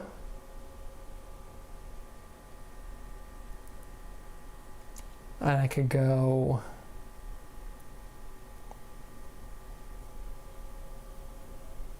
let me think here. So 1 turn, 2 turns. It's gonna be one burn ends here. Oh, I see I can end on this radiation point, and that's within that zone. So then I get a free burn, stop here. Next turn, I have 3 thrust. So go from right here. Hit this going, which way do I want to go though? Let me try to walk this backwards. So if I'm trying to get out to here, it's going to be 1 burn, 2 burns,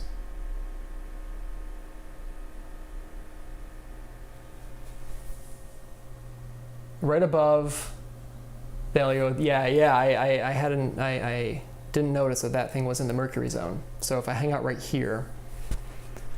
So I need to go 1 burn from here, and then hit that one. Ooh, look at that, right from there. Okay, okay, yes. So thank you, Sam. You're a godsend right now. I was getting some of the right ideas with this thing, but you're really driving it home here. So free burn from HEO to the radiation point. Then next turn, I get free burns. So I'll have 2 free burns. I can go 1, I guess 1, and just end here. And then I'm gonna go, well, from here I'll have how many burns? 1, 2, 3. So 1, 2, 3, wait, is this the one I was hitting? I'm losing track of myself here. So from here I go this way. Hit that to this point. That's the line I missed. So that's 1, 2, 3. Babu. That's the one. Okay. Whew. All right. Yes. No, I got it. Don't worry. Sam, don't worry. It catches up. It catches up. Go back to yes. So just to reiterate, because I got to make sure I have this straight. So I'm going to go HEO, L4, hooking me up right here, Bugs Bunny, this guy, L3 over the big arc to this one, to that one, to there. Okay, and that's going to be 3 burns, right? 1, 2, 3. Yes, so 3 burns, which is what I'll have from here. Whew, all right. But now we got to think about what I'm carrying. I've got these.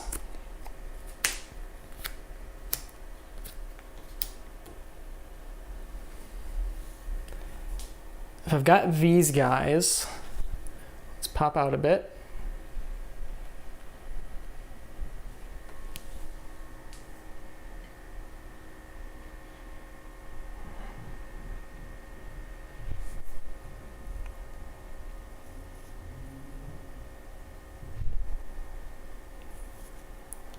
So what, now I need to carry stuff. So if I've got these suckers, I've got to get rid of my radiator.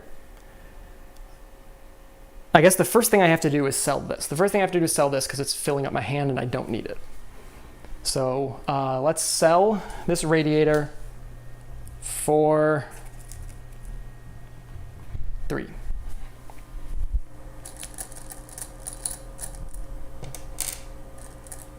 Next turn, I will buy that solar sail for 1. So picking up this solar sail. And this is, I believe, the mag, no, this is the electric sail on the other side. So the mag sail is the other one. All right. And now I've got this set up and I can carry these things. I got to do them one at a time, but it doesn't cost me fuel and it's not going to be that much money to boost. So I do actually have a lot of money on hand.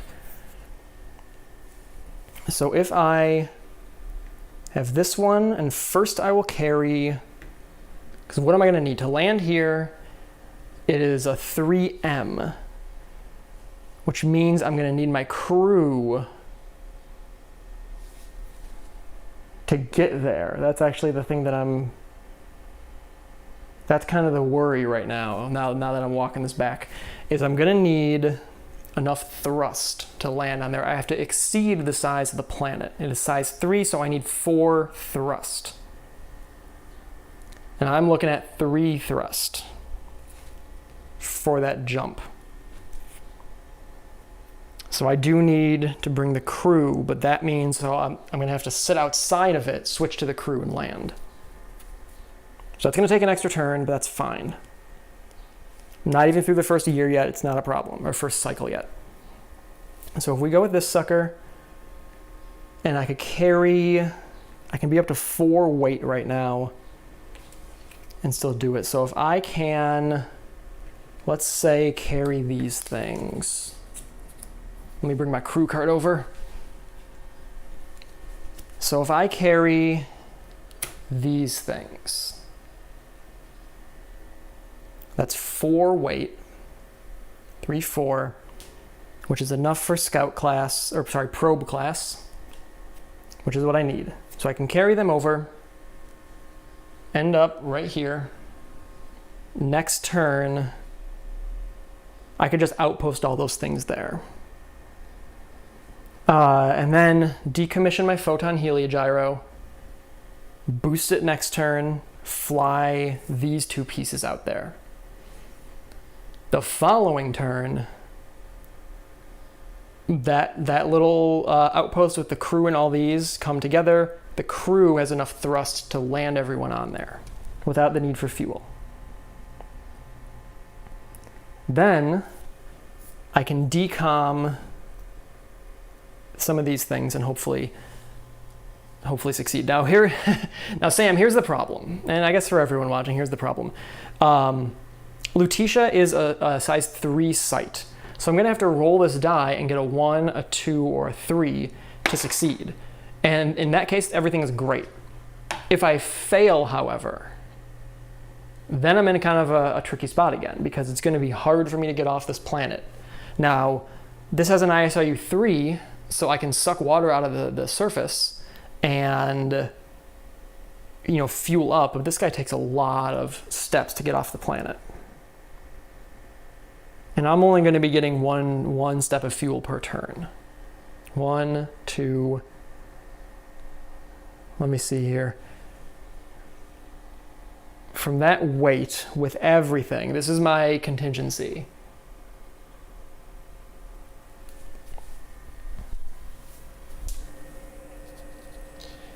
My contingency then, if I land there and I need to evacuate because I can't prospect, what we can do is suck up water to fuel it. How much am I going to need? So my weight here is 3, 6, 7, 8.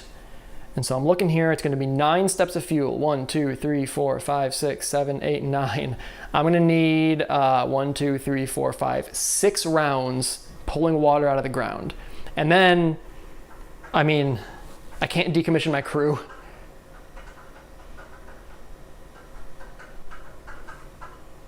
Yeah, Hygeia is a backup location.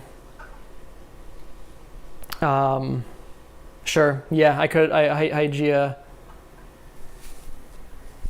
as a backup. So that is out here. And so that place I could then take off. Let's scoot over just a bit. Take a look at Hygeia here. Beautiful, clean Hygeia. Let's pop in. All right, so Hygeia, my second option is gonna be here. And so if I fail on Lutetia, I can take off with the crew and then sail everyone on over, but I guess I can take several turns and go that way, which I'm not gonna be able to get the fuel to go through this burn, so that's what I'll have to do. But it's gonna take me 1, 2, 3, 4 turns to get to Hygeia, and this will almost certainly succeed in an attempt. Okay, yeah, that I think is gonna be the mission. Let's try for Lutetia. Failing that, go to Hygeia right here. All right, this is the mission. So, cutting back over here, let's have a nice look at the rocket in question. Sorry for all the reflections here, I do sleeve my cards. I got a light right overhead. So, I am going to have to use, first, some fuel to boost these things. And I have a lot of money. Like I said, I've got $9 right now.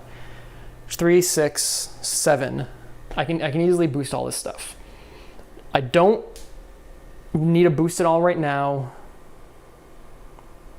I mean, I'm also flying in the red season, but that's risky. You know, I'm gonna have to go through a few radiation points here. And this is even worse in the red season.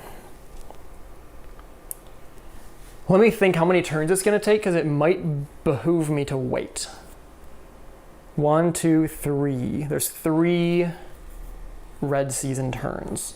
So I might just wanna hang out on Earth for the time being. Budget cuts ain't gonna come up, so if I'm on Earth, there's nothing that can really hurt me. So all right, let's we're gonna burn through these couple, because I do not want to fail with a terrible red season radiation roll. The red season is when the sun is like the closest to the Earth, or the sun is their solar flares rather, and they can damage things out in space. So what I'll do is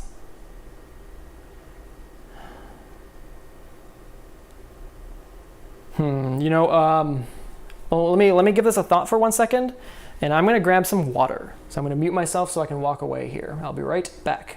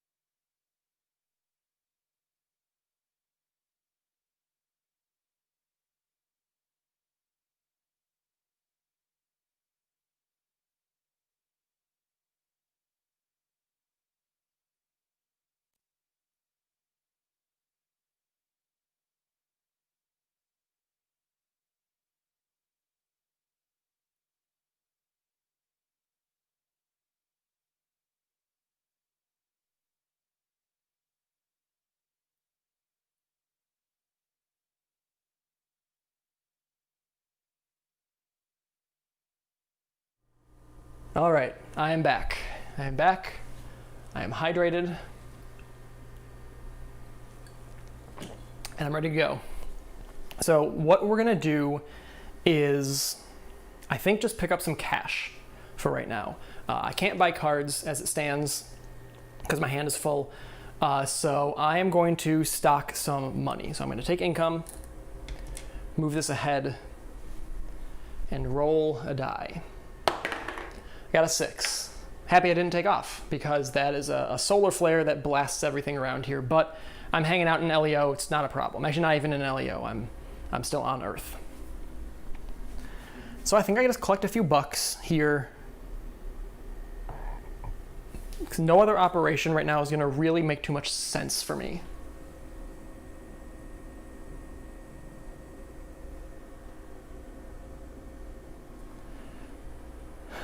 Yeah, let's just keep collecting cash for right now. Cash, move. I'm just waiting out. I'm just waiting out the red season.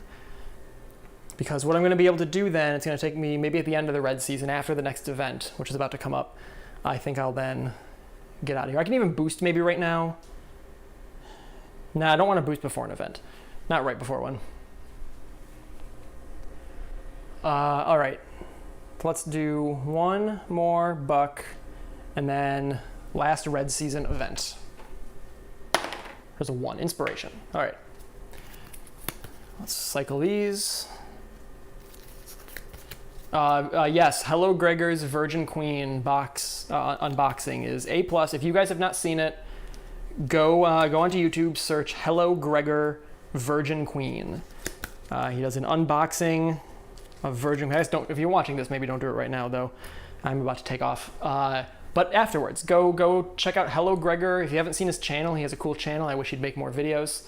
But go check out his unboxing of GMT's Virgin Queen, which is an amazing piece of art and something that everyone should go check out. Anyone in any walk of life.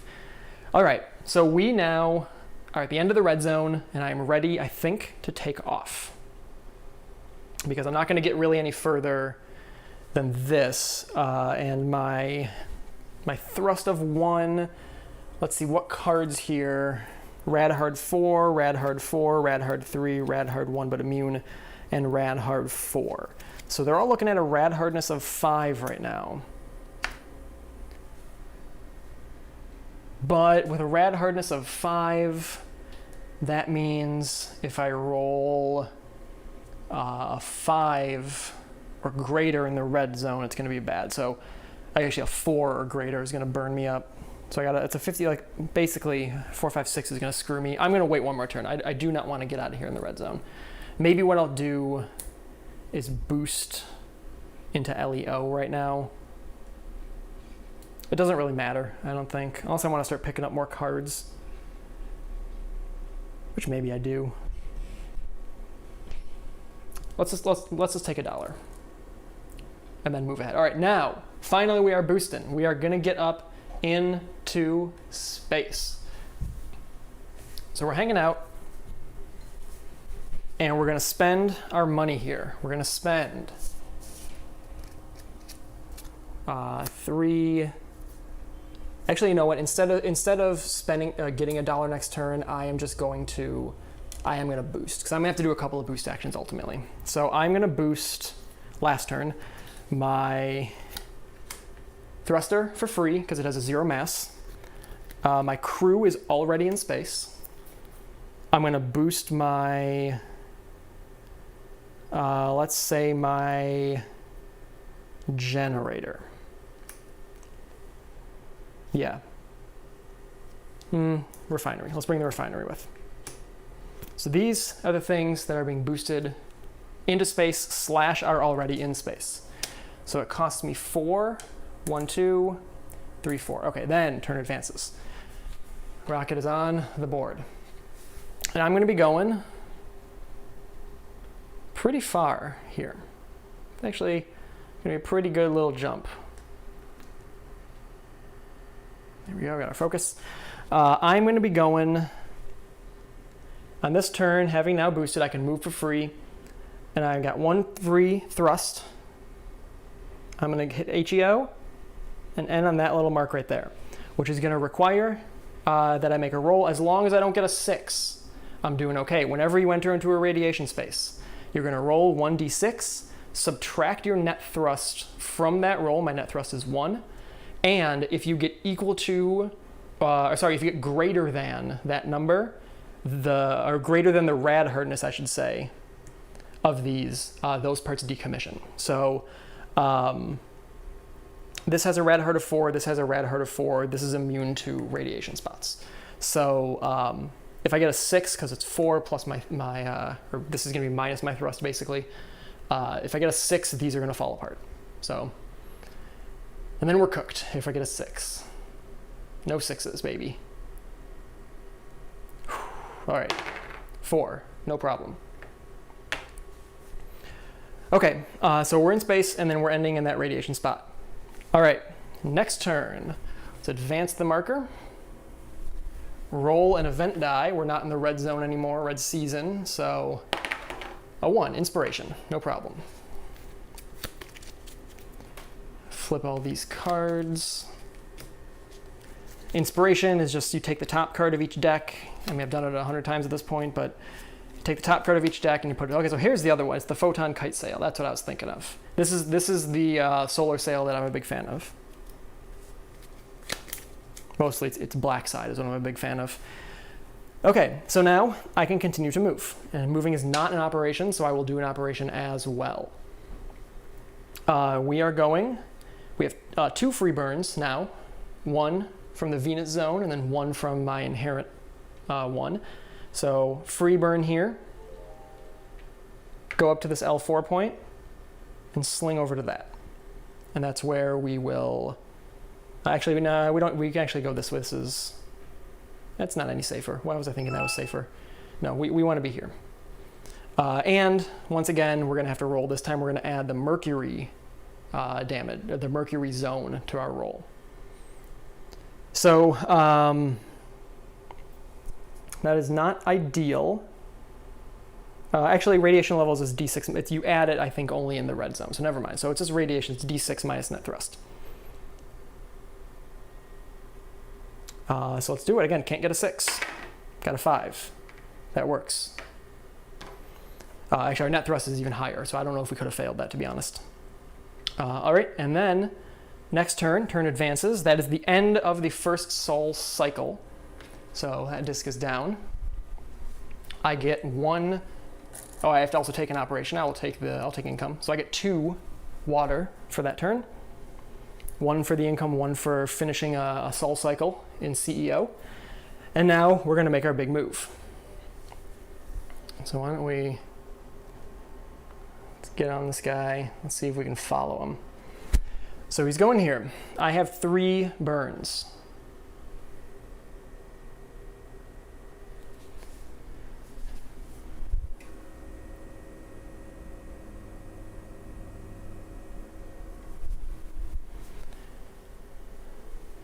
So I could go here, here, and around that way up to that. All right.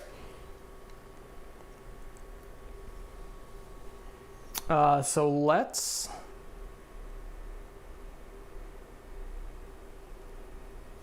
go here, pivot on Bugs Bunny for free, hit that, 1 burn of my 3.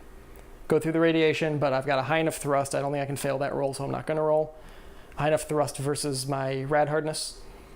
So here, L3, follow that up this way, all the way around here, hit that burn, land there, go up to that burn, and then go there. So that's the move we're making, and I'm going to stop because I have to switch to... through L4 would have been no radiation. Let me see. L1, go up to here.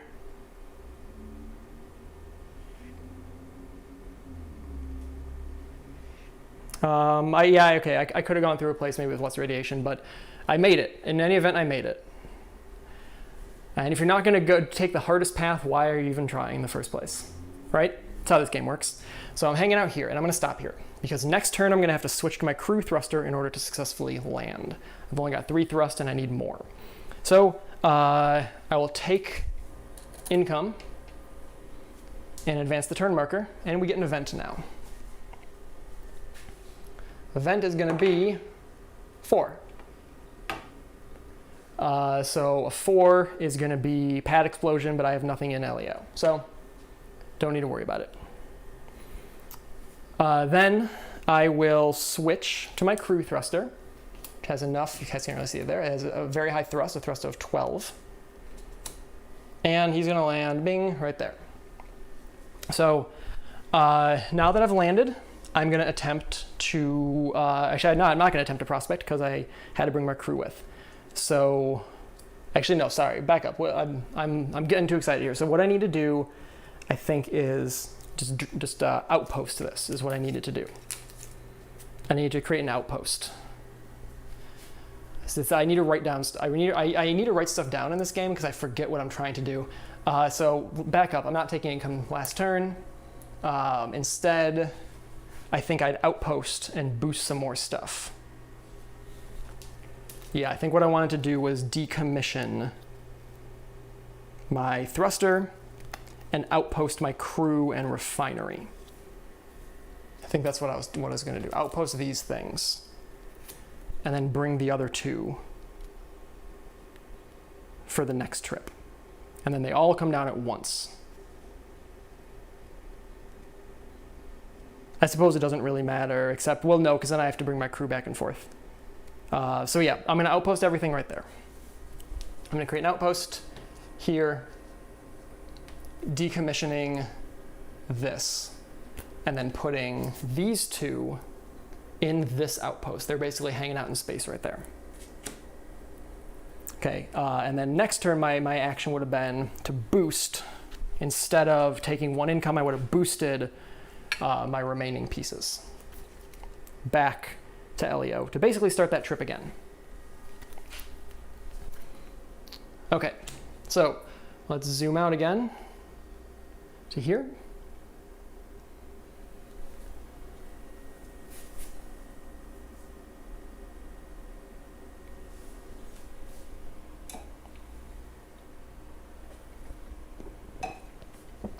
Okay, I need to start putting a notepad in my High Frontier box. All right, so we're hanging out here now in LEO.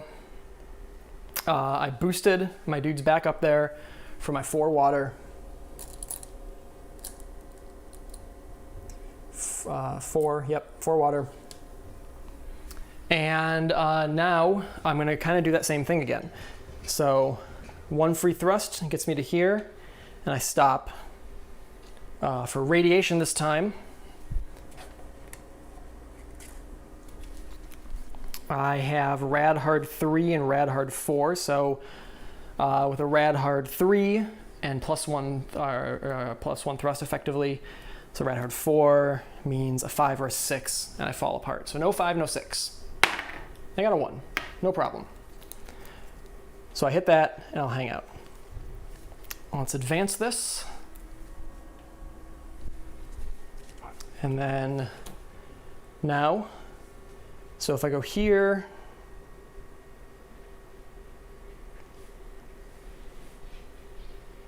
see if there's another way to get there. So if I go here, here,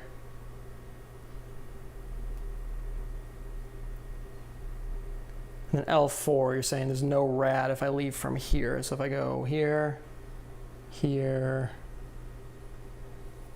let me see, I'm trying to see what this, so I have 3 burns, 1, 2, no, 1. I'm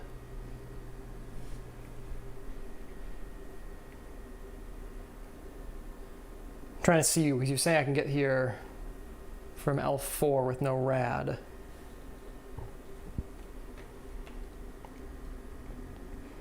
If I go from here, it'll be 1 burn. I'm trying to see if there's a different path. So over here, that's what I took last time.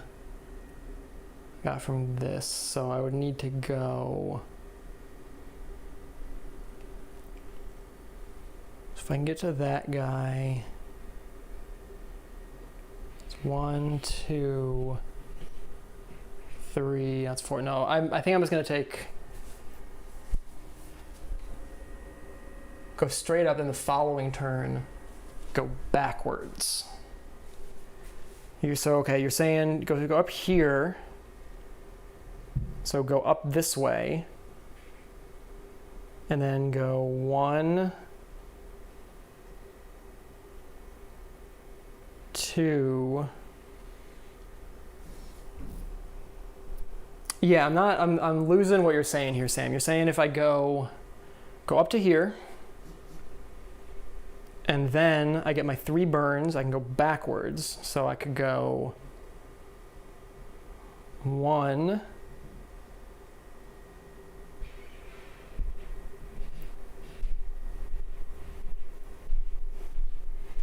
2, 3. Oh, I see. Okay. So from here, I go backwards 1, 2, 3. That is better. That is a little safer. I'm happy I took the dangerous route once, but now maybe this is the better one. Okay, great. So this turn then, I'm going to go free burn into L4, and that will be that move. I will take income. I'm sure I will need it later. And then I advance the turn marker up, which is an event. Could be budget cuts at worst, but I don't have anything in my hand. So let's roll it. To 1, inspiration.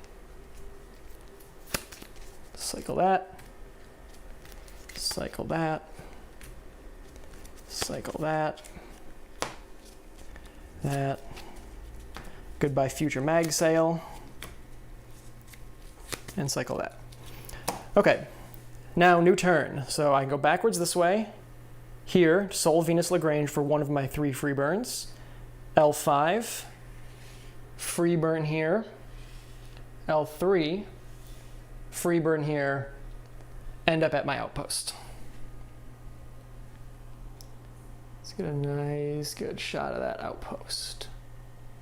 All right, so now that I have made it over there, Sam, you're a great co-pilot. So now that I'm here, I need to combine these 2 stacks of mine. And you can do cargo transfers and transfer co-located objects for free. So I'm gonna transfer all this stuff into one nice cool package called a rocket. Now rockets can only make 1 move per turn, so this thing's gonna have to move again next turn. Taking my operation, and then advance it 1 turn. So now this thing, I'm gonna opt, whenever you move, you have to decide which thruster you wanna use. I'd been using my solar sail right here, this photon heliogyro, but now I'm opting to use this chemical thruster that my crew is hanging out on. Again, very lovely, very high quality homebrew card right here. 4th edition crew put over a 3rd edition card. So I'm going to opt to use the crew thruster that has very good thrust and land here on Lutetia. And hey, we landed on a site. Look at that, right there. I owe you one, Sam. You got me to the finish line. You got me to this finish line. The roll is next, but I love you, brother. You got me. All right, back to the board. So from here, we now need to make a prospecting roll. This is what Robonauts are for. So actually, you know what? I'm going to back up. I'm going to back up for a second. Last turn, let's say I didn't stop to co-locate, or I co-located, but I didn't take a turn to switch my thruster over. I'm not going to take that income. I'm going to back up a step because I remembered, it's been so long since I've looked at it, this guy has a ray gun. So I can actually, last turn, instead of taking income, I can ray gun prospect. Because you can prospect from an adjacent space. So I'll actually potentially save myself a turn. I'm going to go to prospect this. If I fail, then I can just leave. It'll save me a turn from having to stop and switch thrusters and then land. So once I become co-located, I have all the pieces I need to use this on board the rocket. They're co-located, but I haven't switched thrusters yet. I'm going to use this Robonaut to raygun prospect. Now I need to get a 1, a 2, or a 3 on this roll. So let's go ahead and attempt to make that raygun roll as my action this turn. Hey, I got a 1. Look at that. Look at that beautiful 1. I would have prospected any site. So I will take this white disc, drop it on Letitia. So I've now claimed it. And it's actually worth points too. Every little plastic or wooden object you have on the board is worth 1 point inherently. So these are actually, I have 2 points right now. All right, now the turn advances. I switch to my chemical thruster and I land. And then as my operation, I am going to industrialize, which will involve decommissioning this Robonaut, its support, which is this generator. I know there's a terrible glare, but it's this Robonaut and its generator plus this refinery and its generator. Now these both can use, even though they both require a generator, they can use the same generator.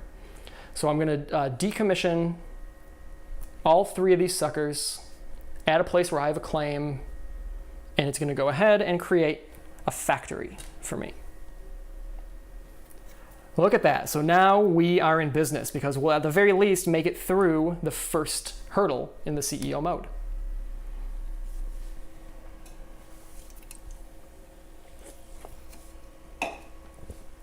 All right, that's great. So now that I know I'm going to pass through that first barrier in CEO, what I need to do is start to consider what my next steps are going to be, because in another roughly 12 years, I'm going to need to cross a new threshold. Okay, and that new threshold is going to be 16 points. Right now I need to cross 8 points, which is what this is worth. It's an M site, so that's going to be 8 points. Plus this is 9, plus this is 10, plus this is 11. So I have 11 points right now, which is great. And so I need to get 5 more within the next 12 years. So what I could do is build another factory. That would definitely help. That would do it. Let me see here. So this is an M site. So with it being an M site, I can advance this, to make sure it was an M site, I can advance this generator to this other side at that factory, which is only -1 thrust, and it goes down significantly to a 1 mass, and it also adds another type of generator to it. So this is actually going to hook me up pretty good if I can upgrade that. That's all I can really upgrade right now. So maybe I need to start looking at other types of cards if I want to switch off of this solar. Though the solar boy has been helping me out. So maybe what I need now is a C site. I think I need a C site. Because once I have that C site, what I'll be able to do is then upgrade a couple of my other cards, including my Photon Helia Gyro, which is actually a pretty significant upgrade, to be honest. So that might be a smart one. And a C site I could get to. We had talked about something like Ceres before. There's also Hygeia, which is a C site. So I could go to that one. That was kind of the B option, but might become the new A option. And that also lets me upgrade my Robonaut, which is going to drop it to a mass 0 that has no requirements. And it rerolls 1s when you attempt to prospect. Oh, sorry, if you fail 1 or more prospects. So you'll just get a reroll. So that's not bad. A C site over here, Hygeia, might be the next one. Let me just take a look at this for a moment and kind of think about it. Kind of think about if that's going to be the move of choice. I think it will. I mean, that makes a lot of sense going there next, though it is going to lower the... Actually, no, because that's right. It's a different site. It's a C site. So that'll be enough then to get me through... that'll be enough to get me through the next hurdle, too. I feel like once you got this one down, the first one, it's kind of smooth sailing from that point. let me think. I just want to make sure I have this all right.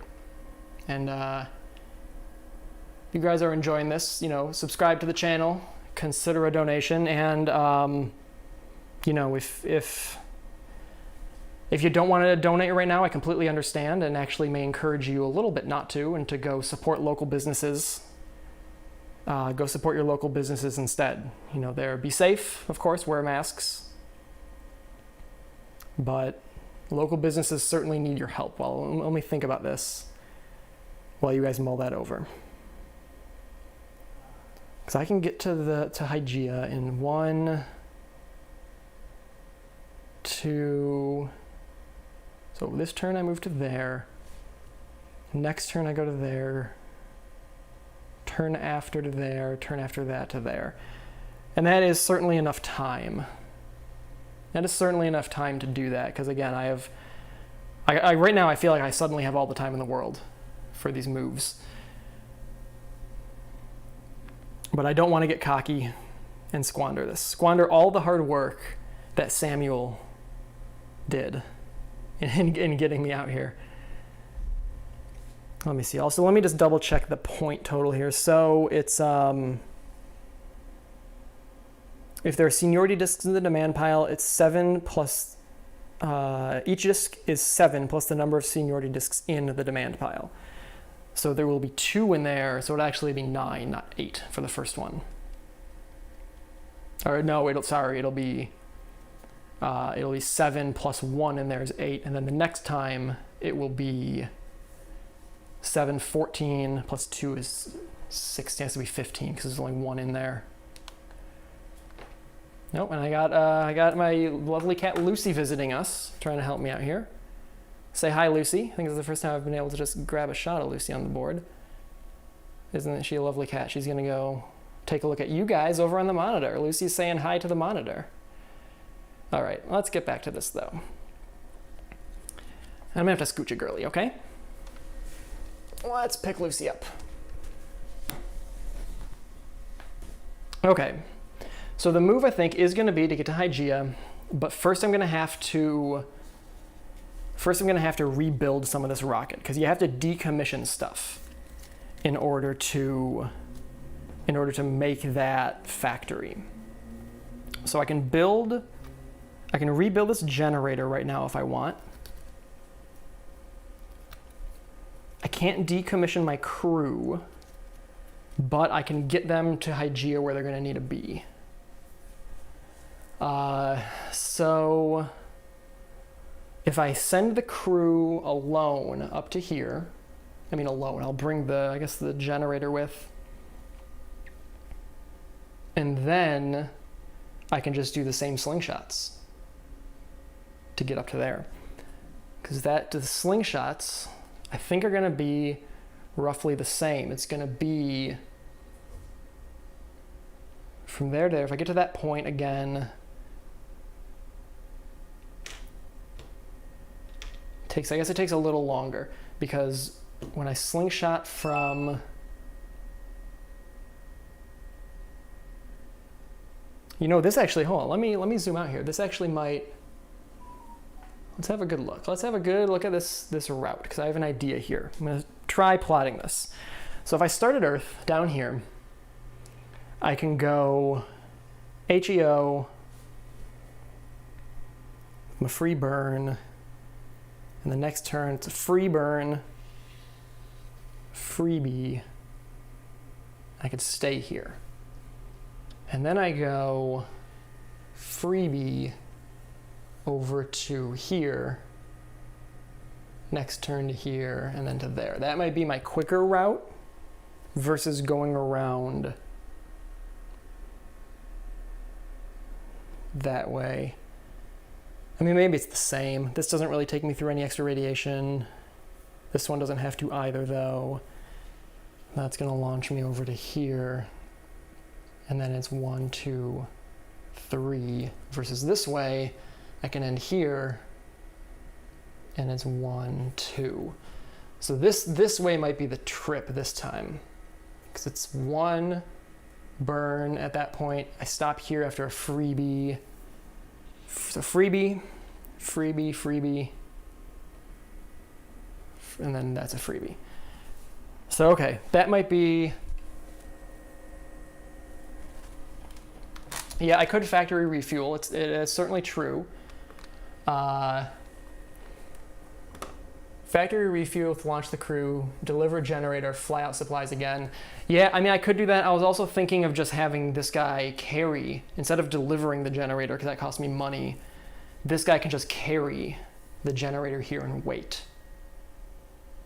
Because then there's no need to bring the Jenny all that way. And yeah, a factory refuel is fine. I guess a factory refuel will give me, what, 7 tanks, and so that'll allow me to go a bit of a quicker route there.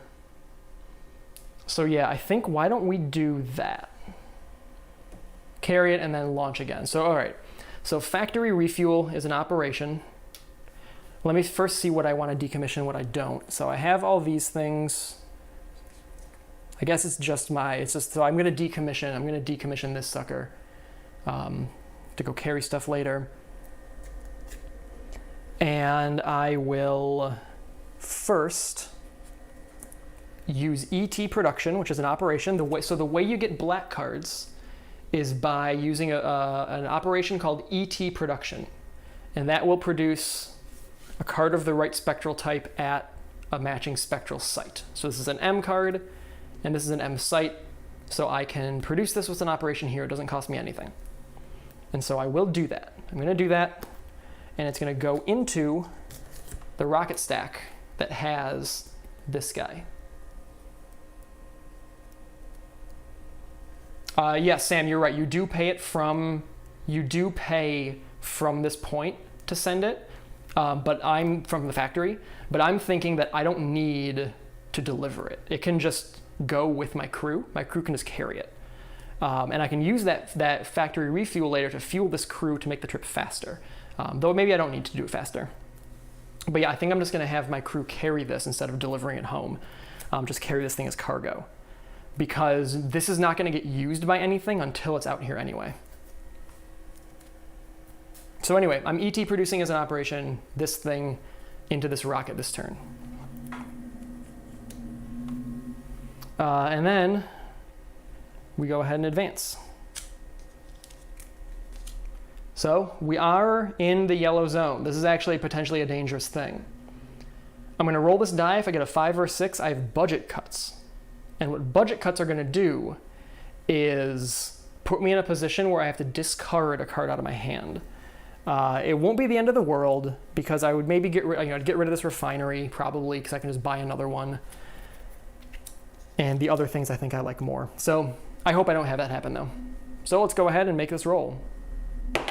It is a 5. It is, of course, a 5. That is going to be having to get rid of this card. Or any card in my hand, I'm choosing to get rid of this radiator. Because radiators, honestly, until you flip them over, they're all more or less the same. And this is a V-site radiator, a vestoid site radiator, that I'm not too concerned about losing. Great, so from here then, let's do the next turn, which I think is going to be, I think I have to buy a refinery, and then next turn I'll boost these and take off. And so maybe I don't even need a factory refuel here. If I don't factory refuel, this guy, it's going to take him 1, 2, 3, and then 4 turns. Whereas it's going to take my kite 1, 2, 3, 4. It'll actually take them both. It looks like 4 or 5 turns. So maybe then what I just do, I don't know, fueling up isn't a bad idea, honestly, because then I can do stuff with that fuel if I want. So I will first, I think, fuel up. I'm gonna pick up this refinery first. So I'm gonna buy this refinery for 1, or for 2. Put that in my hand. Advance the turn marker. Then I'm going to boost. He could have started moving last turn, that is correct, except I'm choosing to factory refuel him instead. So that, after I'm here, I can potentially have some options on what to do with him. Unless I plan on sticking with solar sails the whole time. I'm not exactly sure yet, but as long as he starts moving, well, I guess because I can't have 2 rockets at once, but he needs to get here earlier than the other rocket starts to move. So I'm not too concerned about this guy getting here super fast because my kite sail's not going to take off for another turn.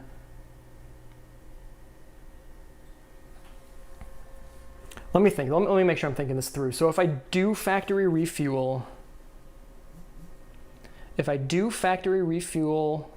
and then I can burn through here to get there in 1, 2 turns. Because that'll be 2 turns then it takes me to get there, where that thing's going to take like 5, like 4 or 5. Because 1 stop, 2 stop, 3 stop, 4 stop, 5. 1, 2, 3, 4, 5, 6. Yeah, so it's gonna be 2 turns on this guy with factory refueling, so 3 versus 5 from the other thing. So yeah, I'm gonna stick with my factory refuel plan. So that being said, so now I've got that, I've got these things, I've got enough. I am actually running a little low on cash over here. I have enough to get this thing up, fortunately, but I am going to do a factory refuel now as an operation on this guy. We're also in the red zone again, so I think I might wait a few turns actually to get my heliogyro out. So we're gonna do a factory refuel, which gives me 7 tanks of water.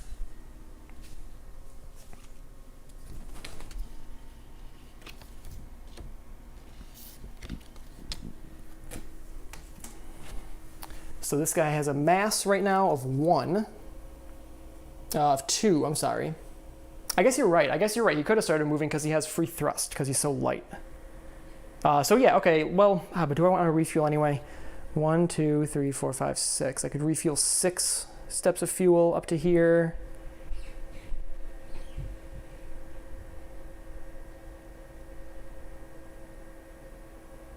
Two, 3, 4, 5. Yeah, you know what? Let's have him. He's going to refuel. So 1, 2, 3, 4, 5. He's just going to refuel 6, and this other one's going to hang out. I'll probably just get rid of it.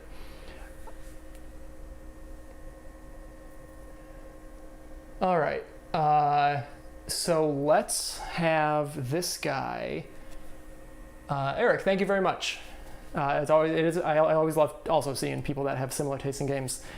So let's have this guy factory refuel, and then he will take off. So he's gonna hit this, which is gonna cost him some fuel. 1, 2, 3, 4, 5, 6, 7, 8, 9. And then he's gonna swing over to here. So next turn, this guy is going to be able to get to Hygeia, or I'm going to get him near Hygeia. Because again, remember, I need to get everything else down. So we're going to go there, and then I'm going to outpost. No, I'm going to outpost next turn. All right, and then I'm advancing the turn marker. Let's roll this die. It's a 3. That is a glitch, which I'm not even going to explain glitches right now because it's not going to affect me. There's a human on board, and so the human can fix the glitch. It basically makes that stack immune to it. So all right, next turn then, I am going to boost my little setup. Again, the photon heliogyro, the phase-locked diode laser, and the magma electrolysis. So that cost me 4 water. 1, 2, 3, 4. And that's going to create a new rocket. Actually, sorry, I'm going to outpost this guy, I guess, or move this guy, outpost him, then create the other rocket. So this rocket, again, the photon heliogyro, is going back to LEO. Sitting at, I also have to 1, 2, so this guy has a couple water tanks on him as well. This outpost also is going to hold some water. It's going to be 1, 2, 3 water. Okay, and then I am going to take off once again with this guy. So we're gonna go HEO, and again, I think it's faster going the purple route now. So 1 turn, stop here. 2 turns, stop here. 3rd turn, stop here. 4, stop here. 5th turn, make it. It's 5 turns versus the way I was taken before, which would be 1 turn, stop here. 2 turns, stop here. 3rd turn is going to here. I guess to here, that's going to burn again. Yeah, it'd be to like here, 4, 5, 6. So it is faster to take the purple route. So that is what I'm going to do, take this purple route all the way around. So I'm stopping here on this turn. I guess I don't have to stop there. I can stop on the radiation spot. Might as well. And I'll go ahead and roll for that. Though again, I'm not sure I can fail. Let me make sure. Yes, I can, because this, my rad hard is only 3. So on a 5 or a 6, actually, I break apart, which is not ideal. But we got a 3, no problem. It's a nice 3. Cool. All right.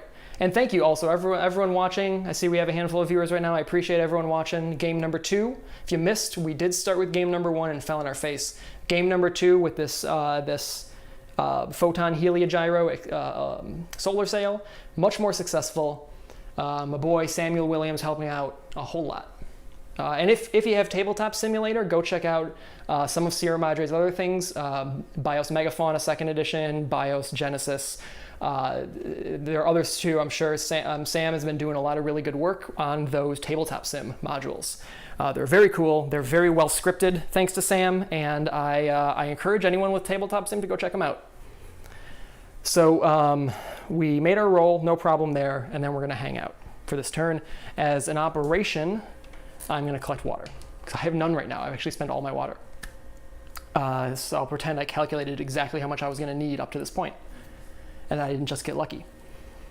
So we've advanced, and we are going to go ahead and move this guy. And we're going to hit the L4 Lagrange point right here. Actually, we can zoom in a little. Well, no, we don't need to. So we can hit this L4 Lagrange point. It's a free burn. Hit this moonshot. There's a little moon symbol here. You can swing around this way and hit this burn for free because I'm using the gravity of the moon to kind of sling myself around. I'm not doing that. I'm not doing a Superman, but basically, right? Same thing. So I'm going to end up here then with my free burn. And then it's the next turn. I guess I have to take an operation again, which will be collecting water. Speaking of water, I'm going to take another sip.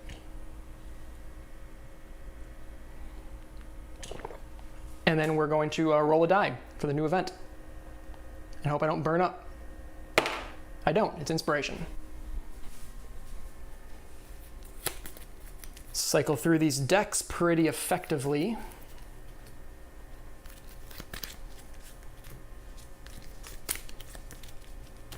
I'm actually looking forward to doing a stream of this game when it comes out. Hopefully we can have people around again and we'll do a multiplayer game. Not the solo. I'm having fun with the solo game, certainly. Okay, so this guy's gonna move now.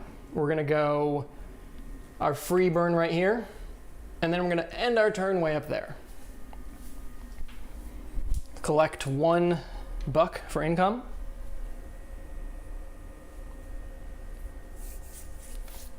And then we're advancing. So this guy's gonna move. We're gonna go to here. Collect 1 income as our operation, and advance the turn marker, which is another event. It's a 5. That is, I think it's called Anarchy. It makes it so we can't use our faction privilege, but I don't even have a faction privilege. It was completed at game setup. And then I'm going to move here and combine all these pieces into 1 rocket.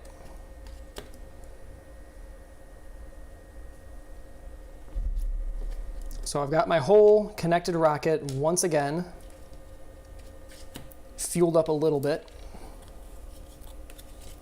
3 fuel tanks I can stick in there, but I'm not even going to worry about adding that up right now. And then we're going to hang out. I'm going to collect $1 for my operation. And we are now at the end of that soul cycle, of the second soul cycle. So now we need to check victory points. We need to meet the victory point condition of 7 plus the number of discarded senility discs. And that is going to be, I've discarded 1, so that's 7 plus 1 is 8. I'm currently sitting at 1 rocket, that's 1 point. 1 factory is 2 points. 1 claim disc is 3 points, plus the spectral value of this factory, which is 8 points. So that is 11 points that easily exceeds the needed threshold of 8, and so the game continues. So next time, I'm going to need 7, 14, 15, 16 points, which is going to hopefully be this from this factory right here. All right, so the next turn has come up now. I'm going to also collect $1 for flipping through. And I will switch to my chemical thrusters. Actually, again, I don't need to do that. I can just use my ray gun to prospect from a distance here. And just in case it fails, I don't yet have a backup plan. So if I get a 6 on this roll, I'll have to sit here and think of a backup plan. But I feel like I have some options.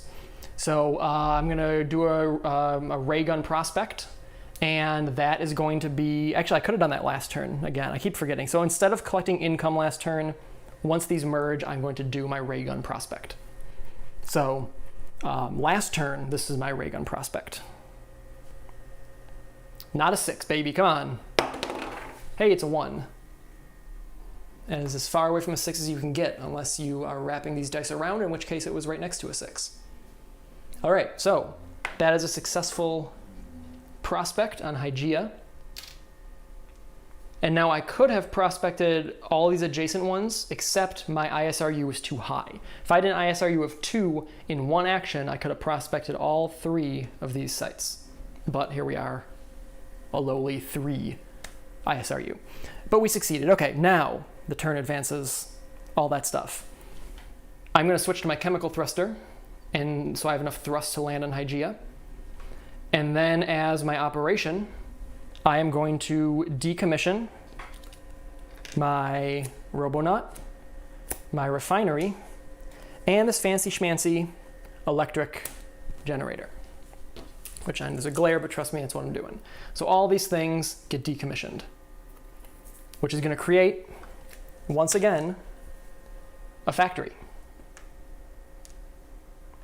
And that is a C-type factory, so that is also going to be worth 8 points. All right, so in CEO, once you I don't want to get cocky here. I'm not trying to, live that cocky life.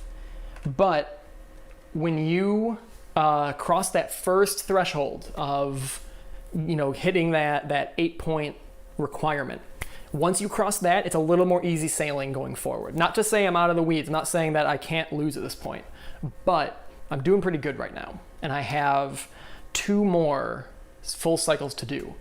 And then the game will be over and I can check my score. So, and that's actually, honestly, that's kind of how High Frontier works in general, is you end up where you have kind of a big hump to get over initially, but once you get that first factory down, there's basically 2 parts to High Frontier, the pre-factory game and the post-factory game. And once you have gotten that first factory down and you can start making stuff in space, your life changes a whole lot. And that's actually being reflected here in the CEO game as well. So just wanted to address that real quick. So let's get back to the board. Why don't we go ahead then, because what's our next objective? Our next objective is going to be building stuff back out here. So we got this, this M-type Jenny, which we've been using, and that gets built over here.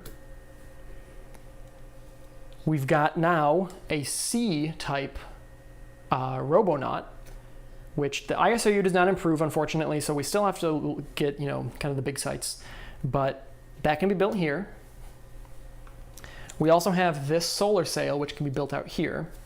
And it's actually pretty good.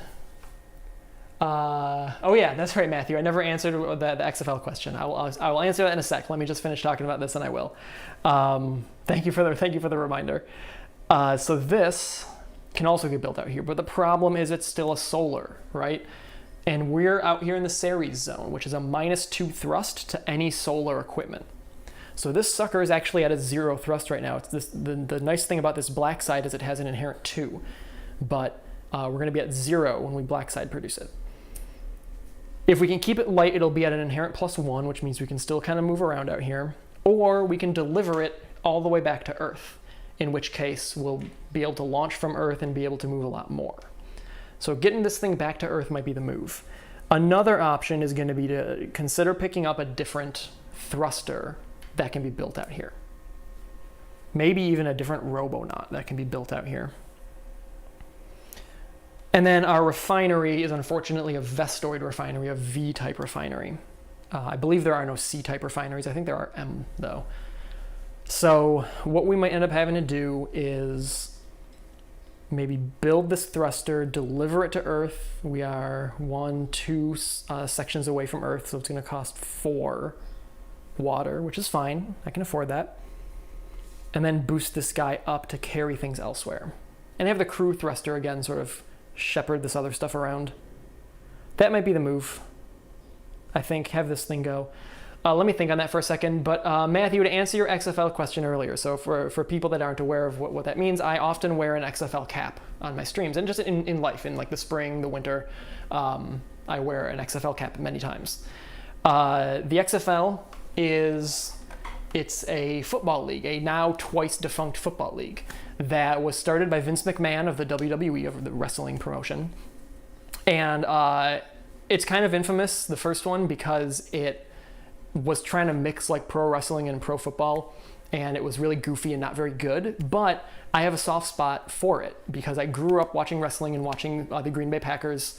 And so I was at like the right age in 2001. I was, how old would I have been then? Like 13. So I was at the right age for those two things to come together and me to be kind of excited about it. It's bad football. And then they brought it back this year, 2020. And it was weird that they brought it back. It was very unexpected, but it happened. And it was actually okay. It was fun football, I thought. It was not good necessarily, like the quality of the play versus like the NFL was not as good, but they're not playing NFL teams, so within their own little league it was fine, and it was very entertaining. And then COVID happened and they had to lay everyone off. I'm bummed that it went away. Again, I'm not really a fan of Vince McMahon as a person. I think he's kind of a scumbag and has some predatory business practices and doesn't always look after his people. So I don't feel bad that he's losing like money on it or a face on it, but I think it was maybe a fitting end also to the XFL, a fitting second end, and when it comes back again in 10 years, I won't be as excited when it comes back again, but the second comeback and falter, the XFL dies due to a global pandemic, maybe a fitting end to the XFL ultimately. So how do I feel about it? Bittersweet, I guess. I watched the games. I thought they were fun, and having an alternative to the NFL is also kind of cool. But yeah, anyway, that's basically it. I don't mind that it's gone, and I think actually it's kind of funny that it came back and lasted somehow less than the first one, despite being much better than the first one. But yeah, that's how I feel about the XFL, the XFL's return and downfall. There's a 30 for 30 on the XFL too that came out I think 2 years ago. That was all right, a documentary about it. So check that out too if you haven't seen it. Anyway, back to Hygeia. So we got to get this now electric sail, no longer a heliogyro. I am from Wisconsin. Just about an hour and a half north of Chicago. So I think I'm gonna send this back. I'll create it out here and send it back. Or, gosh, now I'm in kind of a funky spot. I'm trying to think, should I try to get a different thruster? Because I don't even really need to boost all these again. Like I can, let me think here. Let me pull these away and let me look at what's out here. Let's give a little zoom in too. Let's pop right in and see what's around. Let's take a look at this chunk of space, because I think I can relatively reliably get out to this area. So I need things that are an ISRU value of 3. So this is a 1D, but I can get a reroll if I get my upgraded, if I could get my upgraded Robonaut, I can re-roll this.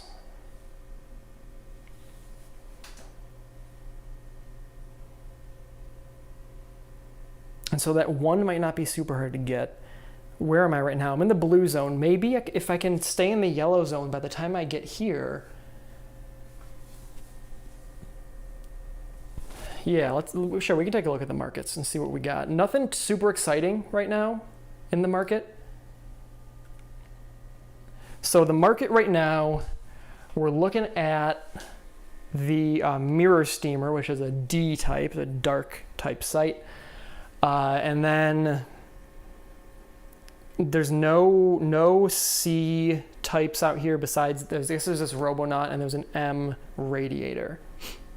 So I don't remember what's on the back of this. You're not supposed to be able to look and see what's underneath. So what I'm going to do here, because I want to see what's on the other side of this, I'm going to hide these just down here, and I'm going to take a look at this. So on the other side of this is an ISRU 0 Robonaut, which is pretty good.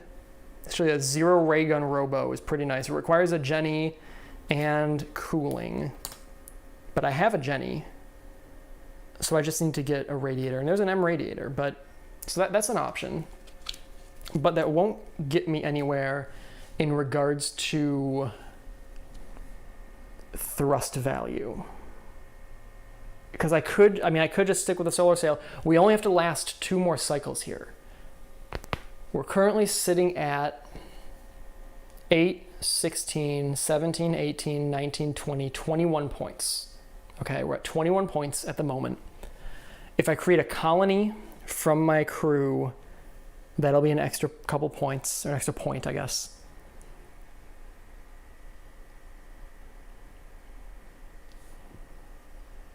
So that'd be 21 points, and we need to cross the threshold next of 24. So if we're sitting pretty at 21 points, we need to get 3 more points to get to that 24. A couple of options would be collecting glory. I can collect a glory right now, and that glory, if I get it home, will be worth 2 points. If I don't get it home, it's worth 1 point. I can collect a glory with my crew by picking up the glory chit from the Ceres zone that I'm in. And then I can just turn my crew into a colony, and I still get the 1 glory point for having it. I could also, as an option,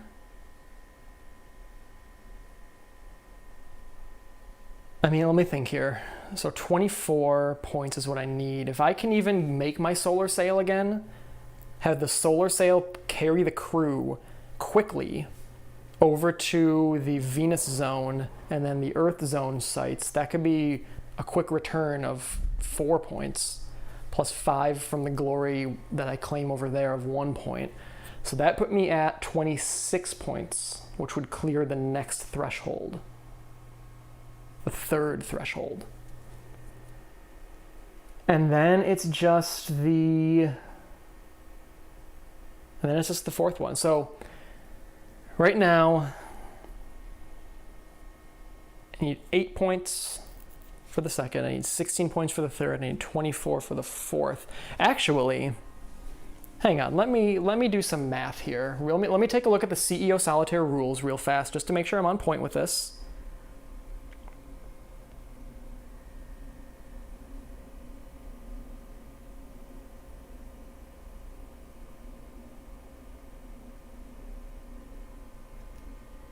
So I just want to make sure I'm good on my required points here.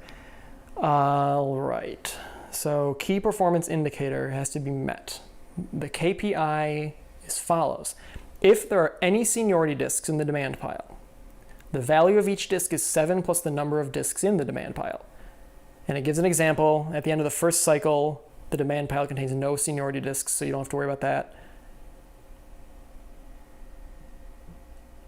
When the board meets a third time, 2 seniority discs would be 16 plus, yeah, it'd be 16. When they meet the 4th time, then that means it's going to be 7, 14, 21 plus 3. So actually, at this point, I can actually not, I don't know that I can lose. If I hit that 24-point threshold, there's no losing.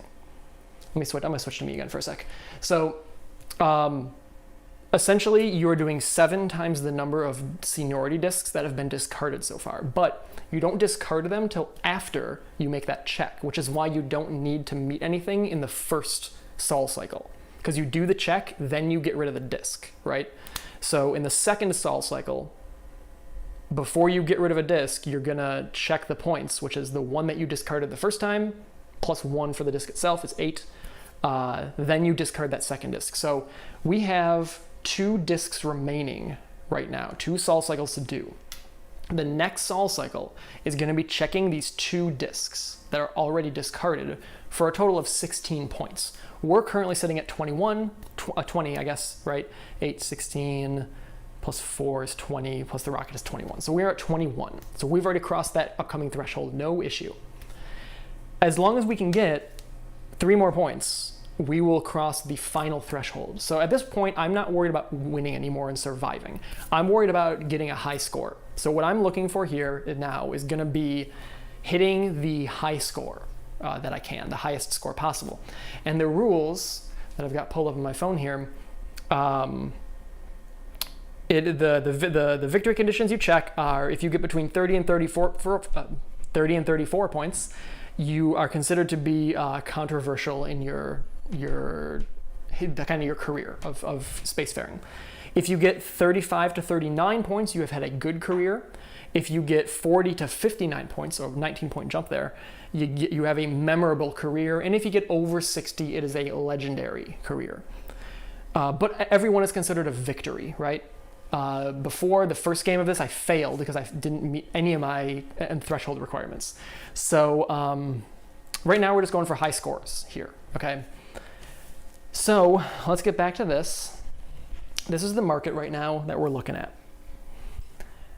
And what I'm gonna wanna do is get another factory somewhere. If I can just do a solar sail factory again, fly out somewhere, that's awesome. I'm very happy with that and how that's been going. So what I'm sort of considering is creating my black side solar sail, shipping it to Earth, okay? Creating my black side robonaut, shipping it to Earth, creating my black side generator, shipping it to Earth, and then just boosting a refinery. Because that's a little combo that we've used several times this game, and I've been able to make it all over the place. So if I could use that combo with the black side solar sail, which has an inherent +2 thrust, so where before I was getting 1 thrust and then 2 thrust and then 3 thrust, I'll have 3, then 4, then 5 for my boost. So I can get much further now. So what I'm sort of thinking, because I'd like to go to an S, V, or D site. A V site would be the dream. If I can go to one of those sites, and actually maybe what I want to do, no, I don't want to use this guy because he requires cooling, and then I got to get cooling. That's a whole thing. So maybe what I do is launch the stuff I have, but I need an ISRU 3 site. Well, there is a D, it's a 1D. It's kind of far out there. There is a 2D way out there in the Jupiter zone. And there are a handful of D sites in the Saturn area, Saturn cluster. So let me think here. I don't think I'm going to pick up any of these. I'm not sure these are going to help me a ton. So let's get off of there and take a look at this map.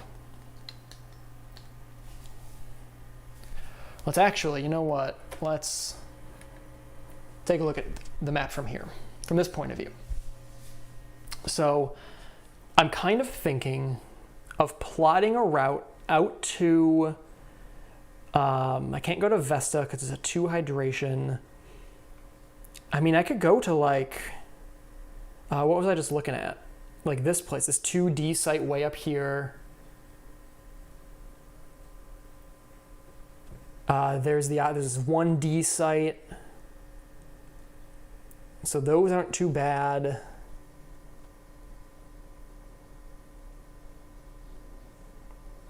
There's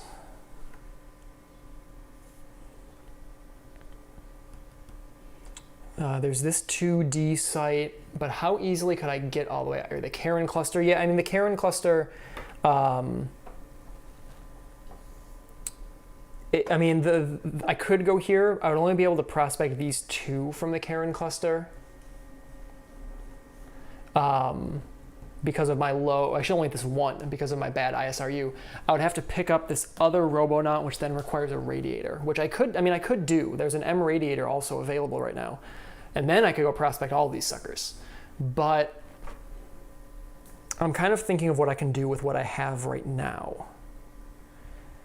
I mean, I could go to this place, the Geffian family, and then I could prospect Ceres, Minerva, and the Aegis Moonlit. And those are all C sites, so they're going to lower the value of my C sites from 8 to 4, but I'll have, if I get all of them, then I'll have 4 C sites. So that's 16 points from those, which is going to be the equivalent to me getting 1 more.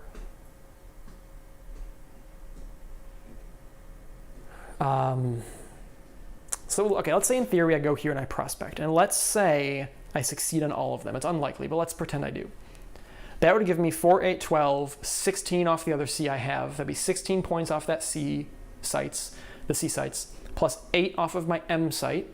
So that is a nice cool 24 points, plus all the pieces, 25, 26, 27, 28, 29, 30, 31. And that's if I prospect and then build factories at all these, that is.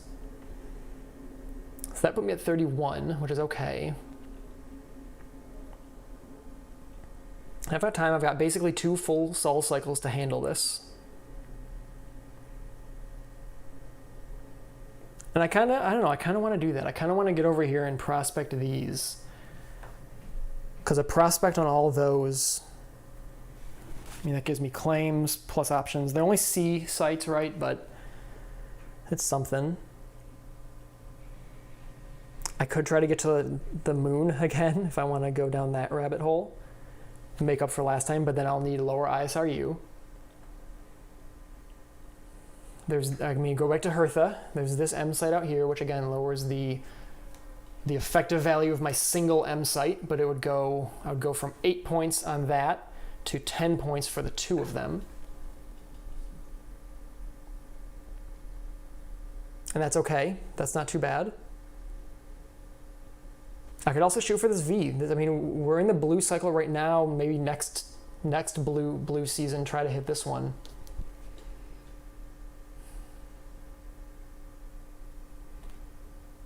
Let's try hitting Ceres, because if I can get all these, that's cool, and I can re-roll that 1C. So I think I'm gonna go for that, and then try to make some cool factories out there, because I think I can also get those factories. I mean, it's gonna be a few turns to get all that stuff back there. I'll need money. Maybe stuff out here is gonna be a bit, like this is a 1D that I can try to hit. There's a 2D here.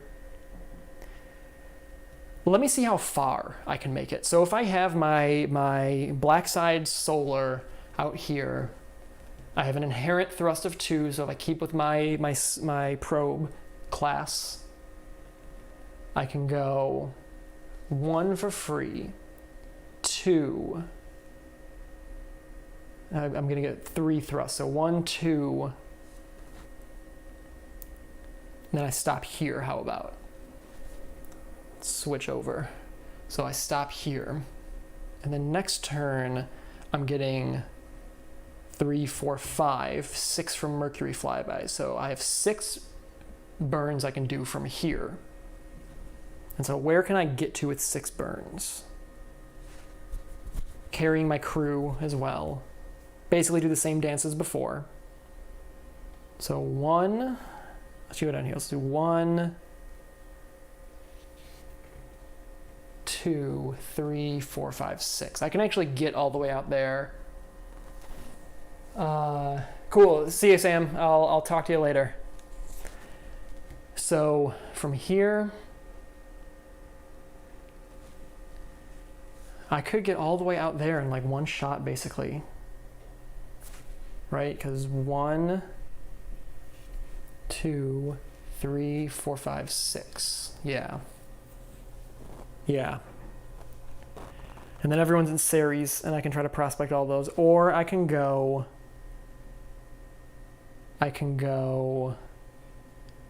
1, 2, 3, 4, 5, 6 to here. It's not really going to do anything though. 6, 5, 4, 5. Slingshot around Jupiter. Give me 5 more burns from Jupiter. Having 5, let me switch to the other camera here. So having 5 burns from Jupiter could then send me to 1. I mean, then I can raygun prospect Ganymede, the moon of Jupiter here. And then I just need my crew with some water to be able to go through these burns and land as an option. Or from here, maybe that's just the one. Maybe I go out here. It's a V and an S site that gets me points. And so I'm going to need to be able to fuel up somewhere. Maybe I fuel them up here. No, or so 5 burns from here. We go here, so 1, 2, 3, 4, 5. And that's not going to be enough though. So okay, 6 from here. 1, 2, 3, 4, 5. Yeah, 5 burns from here. Where can I go with 5 burns from here?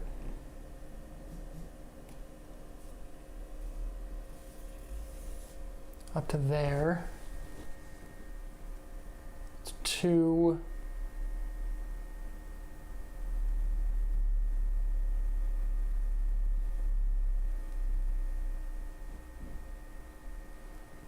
Okay, we're gonna go to Ceres first. We're gonna hit the Ceres cluster first, which is gonna be that spot way up there. All right, so first thing we need to do, I'm going to take this crew and I'm going to decommission them to create a colony. So I've created a colony with my crew right here. That's gonna be worth a point, which is great. And so then from there, I need to now, that's a free action. I need to consider what I'm going to need to build and boost and how to get it places. So I do want this, my thruster. So I'm going to have to create that out here, create this out here. And actually just those 2 can kind of do it. For right now, I think that'll be good. So let's have these 2. I'm going to create one at a time. I'm going to create my thruster. Create that out there into an outpost.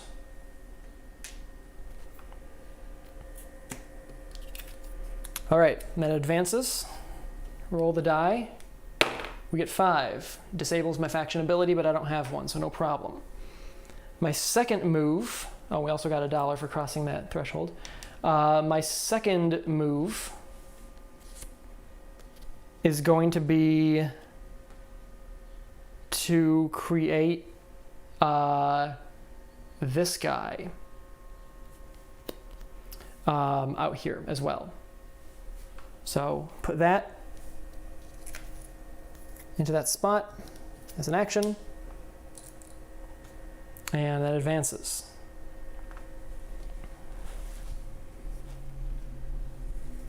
And then we are going to, also this is, I think this is actually our last soul cycle. I think I might have forgot to take one off before. And so then the next move is going to be,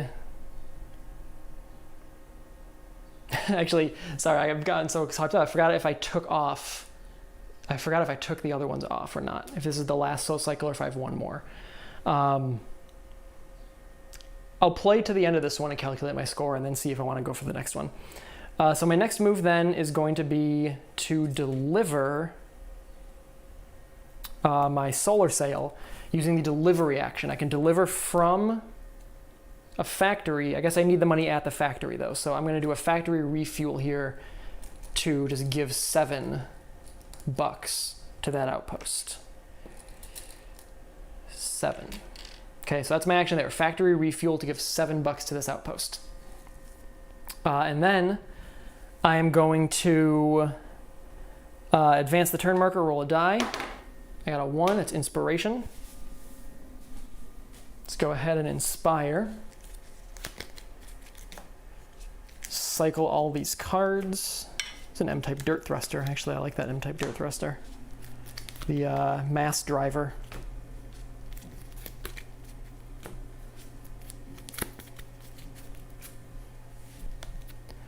All right, so we've got all those out. It's actually, that might change something. I might want this mass driver instead. This mass driver. So this is what just came out. This mass driver here. And so the mass driver has a black triangle. That means it's a dirt thruster. It doesn't use water to fuel up. It just takes stuff from sites. And you can take as much as you want for free. So you fuel it up all the way for free. And it flips into this thing, which is only a 2 thrust down from a 4, so it can't land on large sites, but it can get super far for like no cost. It's not solar powered, which is nice. So if I go with that thing instead of this guy, because I can sell this for a bunch of money. So maybe let's go to Ceres first. We have that plan already. So let's go to Ceres first. So what we're gonna do now is deliver this to LEO with a deliver action. It's gonna cost 4 to get it there from the factory site. 2, 4. And this is now in LEO. So it's at a second outpost. No, that doesn't have to be an outpost, I guess. It's just in LEO with the crew. Okay, and then I'll advance the turn. And then I will go ahead and produce this generator over at this site. Actually, I need a factory refuel there first. So let's factory refuel at that site now, creating a second outpost. That's going to refuel 7 there. 4, 5, 6, 7.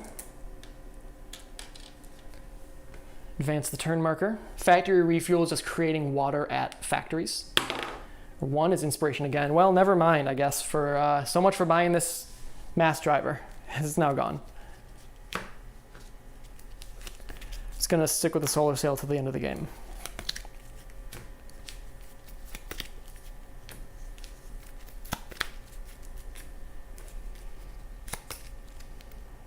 All right, anything exciting come out? Nothing that I'd maybe grab. This M refinery actually is pretty good, I think. If it's an you prospect S sites, super easy with that thing. All right, so then I'm going to do what I did, deliver from this factory, deliver this black type item back to LEO. Once again, cost me 4 to do that from the factory. 1, 2, 3, 4. Next turn, these turns are gonna go very fast. That's a 6 in the red zone, which is a solar flare, but stuff on sites is immune and stuff in LEO is immune, so no problem. We are going to produce not produce. We're gonna factory refuel one more time here.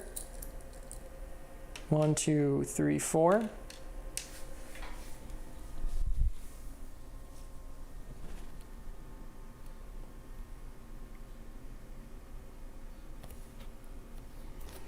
We are going to factory refuel over here again. Sorry, up here this time. Advance the turn marker, which I need to do before. So advance the turn marker, and then I'm going to deliver from here. Deliver this Robonaut back home. So I've got this rocket right now, basically in LEO. Actually, I'll leave it there. So I have this rocket hanging out in LEO, and it's actually a very advanced rocket. It's got my crew plus all these black cards on it, and they're hanging out over by Earth. So it's got a mass of 2. Still, my ISRU value is 3, which isn't very good. And I could actually sell this generator. So I think I'm going to sell the generator because I don't need it right now. I'm not going to sell it to the game. I'm going to sell it from LEO, I think, to my hand. I got to confirm that. It's been a while since I've sold black cards in 4th edition. So let's see. If I free market, yeah, from LEO stack. Maybe you do lose it. I don't remember. So I guess I won't sell it because I don't remember if you lose the black cards or not, or if they just go back to your hand. So I'll hang on to it because I might end up using that generator for some stuff. So now what I'm going to want to do is, I think, boost. What is my mass right now? My mass is 2. I could add 3 more to it. So if I add 3 mass, let me see here, then I can go 1, 2, freebie to there. And then 1, 2, over to there. Or if I want to go this way, I'm trying to think of the best way to get to Ceres here with the thrust that I have, if I can take everything at once. So if I go this way, 1, 2, and here. And then go 3. And then go 1. I'll have how many burns again from here? I'll have base of 2 plus 1 is 3. Actually, no, it'll just be base of 2, I guess, plus 2. So it's 4 burns from here with my upgraded sail.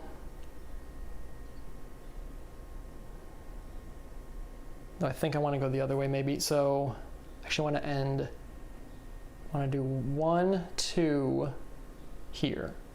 And then go 5 burns from here. Okay, 5 burns from here. 6. Also, I guess before these guys decommissioned over here, I should have talked about it, claiming this glory for Ceres. And I don't get to bring it home, but I do have it, so I get 1 point for that. So let's say, then 5 from here. So 1, 2,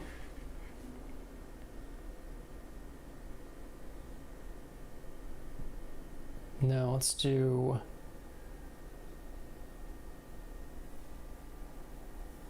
5. So 1, 2,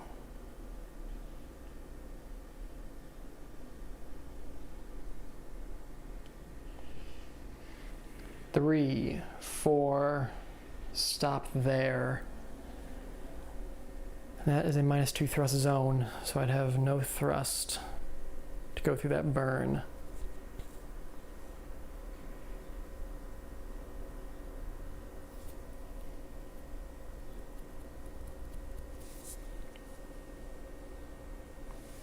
So maybe instead,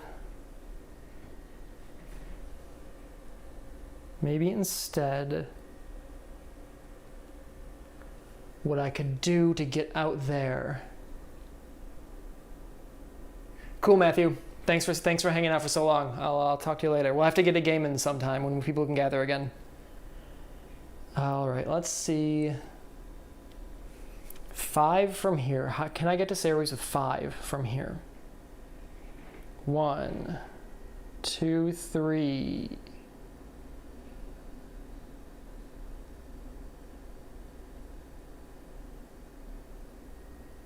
4, 5.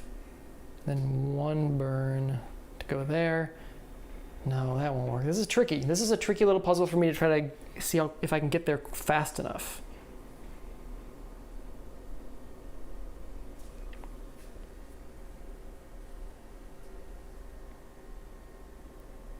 Sorry, I just realized that I've had this out of focus the whole time. I apologize. Not the whole time, but the last like couple minutes. So we're gonna have to get up to here for sure.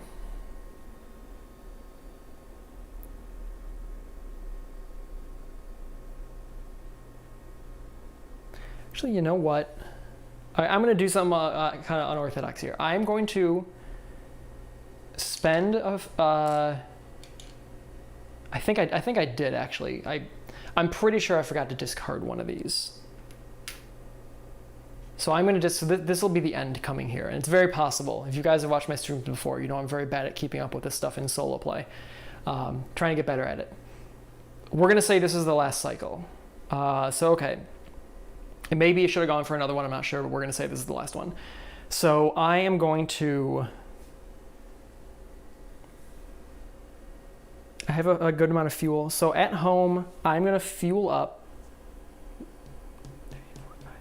8, 9. So I'm going to boost this into my rocket from home. Cost me 3. I am going to then roll a die. It's a 5 solar flare, doesn't matter. Nothing is unprotected.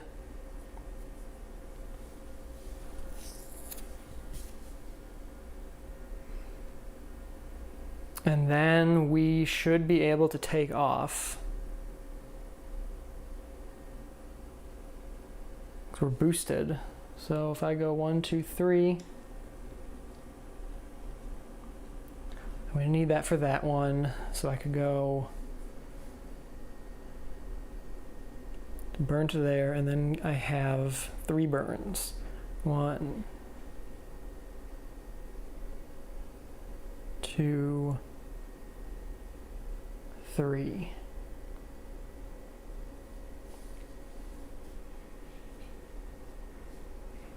One.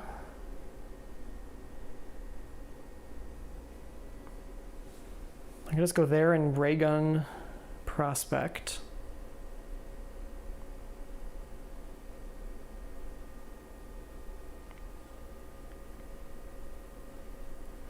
One,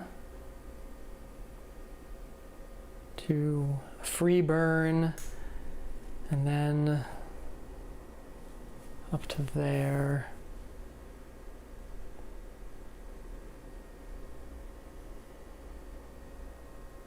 One, 2, stop. So if I can just hang out here.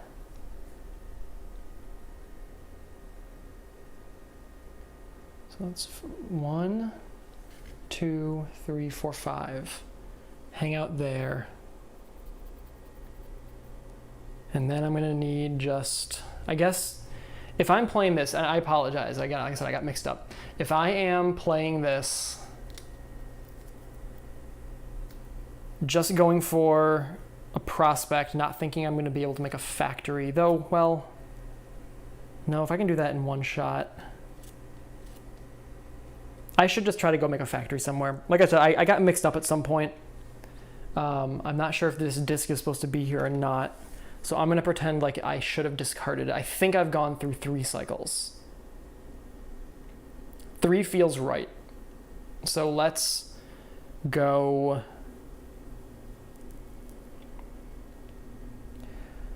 I guess let's just go a prospect, and I'll have to watch back later and see if I'm right on that I did 3 or if I only did 2.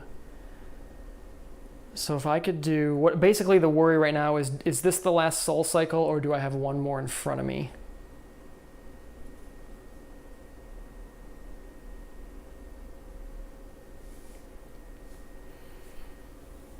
So let's do... we have everything in space. We're ready to go. We're in LEO. Where do I need to go from here if I only have this and then 2 more turns? So if I go to there,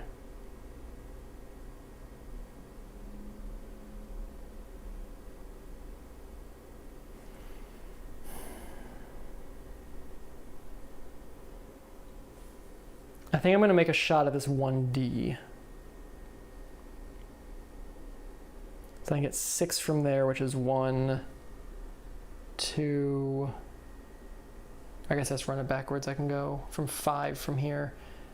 It's 1, 2, 3 can get me to here. So 3, 4, 5, 6, right? So if let me adjust this a little. So right now I'm just thinking I might just go over here. Because I screwed up taking these discs off. I forgot to. And so I think I've only got 3 turns left. So I'm just gonna go HEO. I'll make it out to, so I'll have 2, 3, 4 burns from here. I get 5 from here. So 1, 2, 3, 4, 3, 4, 5.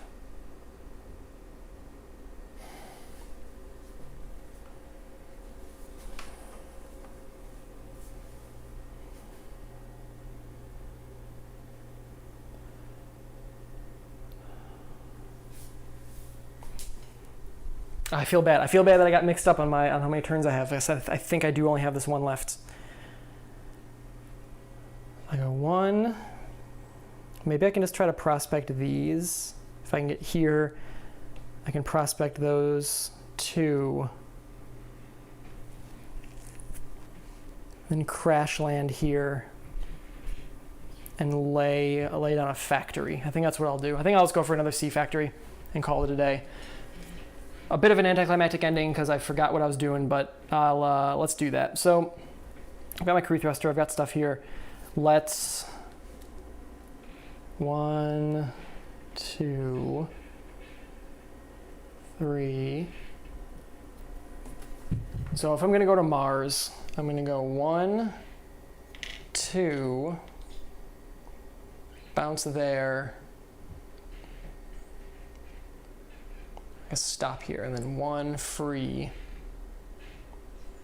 2, and bounce to there, or stop there.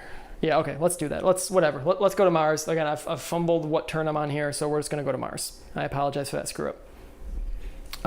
All right, so we're gonna take off. We're gonna go 1. It's a free burn. We have 2 free burns right now. 2 to here.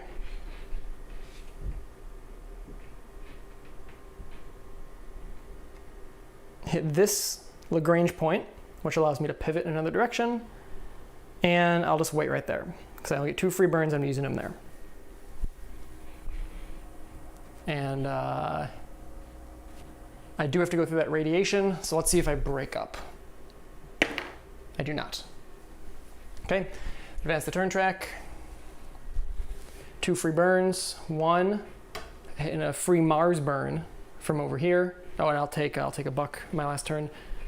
So a free Mars boost here. I'm going to go through this arrow break, and I will hit failure is not an option. So I'll spend my $4 to not have to roll for that arrow break. So my free Mars burn is from right here. I have 1 burn remaining, but I'm going to stop at LMO. And I'm not going to take that operation actually to get income this turn, and I will instead try to raygun prospect these 2 Mars sites. And I will need, I actually can't fail. Now that I see they're size 10, I cannot fail those 2 rolls. So I'm just going to go ahead and drop these on there. Let's get a little zoom in on Mars. Okay, and then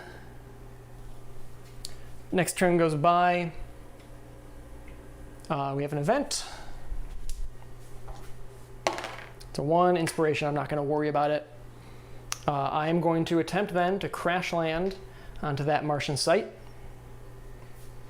And I got to roll for it now. If I get a 1, my whole rocket falls apart.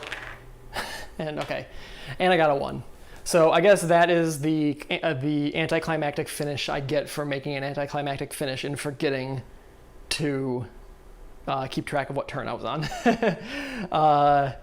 So basically I went through this arrow break, and my whole rocket blew up because I didn't have the money to failure is not an option. I only had the money for this one, and my second one, the whole rocket exploded. Fantastic. Again, I kind of deserve that, I guess. So that's a dead crew, and that is where this is gonna kind of conclude, with that dead crew. So let's go ahead and add up points real quick here. So I've got this factory here is worth 8 points. This factory here is worth 8 points as well, so that is 16 points. These are not worth anything. The physical pieces on the board are worth an additional 5 points. So that is 16 plus 1, 2, 3, plus 5. There is going to be 21 points. And then the point way up here, that 2 discs that I have there are worth another 2 points each. So that is 23 points. Plus, I have this glory star, which is worth a point because I didn't get it home. So it's 25 points is what I'm sitting at here with a destroyed rocket and no money. Honestly, even if I had, after that, even if I had a full Sol cycle to go through again, I'm not sure I could get too much higher than that because it's going to cost me money to get stuff and even deliver things back home. So, all right, let's switch back up to my cam. So it was my bad that I forgot. I'm pretty sure I'm going to watch the tape back, but I'm pretty sure I forgot to take this disc off last cycle. And so I believe that I didn't quite realize that I was on my final cycle. If I did not forget to, though, and I have 1 cycle remaining, because of that crash at Mars, I think I would have struggled to get more points anyway. I made it to the finale. I would make it to the finale either way, but I think I would have struggled to get another factory because I have no cash, so I have to raise money again. I could try to get something back out to my factories to collect money to pick up water tanks and bring them home or something. It's one way to make money, but I think that Mars Gambit, that crash on Mars, would have screwed me if I had another turn or not, in any event. But I'm very tired right now. High Frontier is definitely a brain-burning game, and my brain has been burned sufficiently. Thank you to everyone that watched, and to people that stuck through the first failure of a game and the second, much more successful game, though ultimately not a very strong one. Though I think I was doing pretty well in the middle, especially with Sam's help. I was going to call Sam my co-pilot, but I think maybe he was the pilot and I was the co-pilot, because once he left, everything kind of fell apart again. But yeah, so that is this High Frontier CEO Solitaire variant. It's a cool variant. There's definitely some luck with it. There's definitely some, like, I need to make sure I get some cards that I can do something with right now, and I don't have the time to cycle through them enough, you know? I'd almost like to see something where you could, like, enact inspiration, like spend money to force an inspiration or something just to cycle through the cards a bit. Yeah, I feel like it's a fun mode. It's not a good way to learn the game, I don't think. Certainly not that kind of solitaire mode. And I think that there's an element of luck to it that isn't quite as prevalent in regular High Frontier. High Frontier has the rolls to prospect, that kind of luck, but you can kind of mitigate that. And this, having to get the right cards out initially, and I've run into this in the past too, this is not my first time playing solitaire. Sometimes you can just have a bad stack where you have, you know, expensive thrusters or expensive robonauts, and you can't do a lot with it. But it is fun, and it is a fun puzzle to try to, you know, not to try to undo. So that's going to do it for me here. I will be back Saturday with my wife for Dinosaur Table Battles by Tom Russell. It's going to be Saturday afternoon. I think 2 p.m. is what we're aiming for. If that changes, I'll update the time on YouTube. But yeah, thanks again for joining me, everyone. Check me out on Twitter at PhasingPlayer, Instagram at PhasingPlayer, phasingplayer.com/donate if you enjoy me fumbling my way through the High Frontier or any of the other streams I've done. I need to drink some more water and start making dinner, I think. So everyone, take care, and I will see all of you. I keep looking at my monitor down here because I'm gonna shut down. I will see all of you guys next time. So have a good one.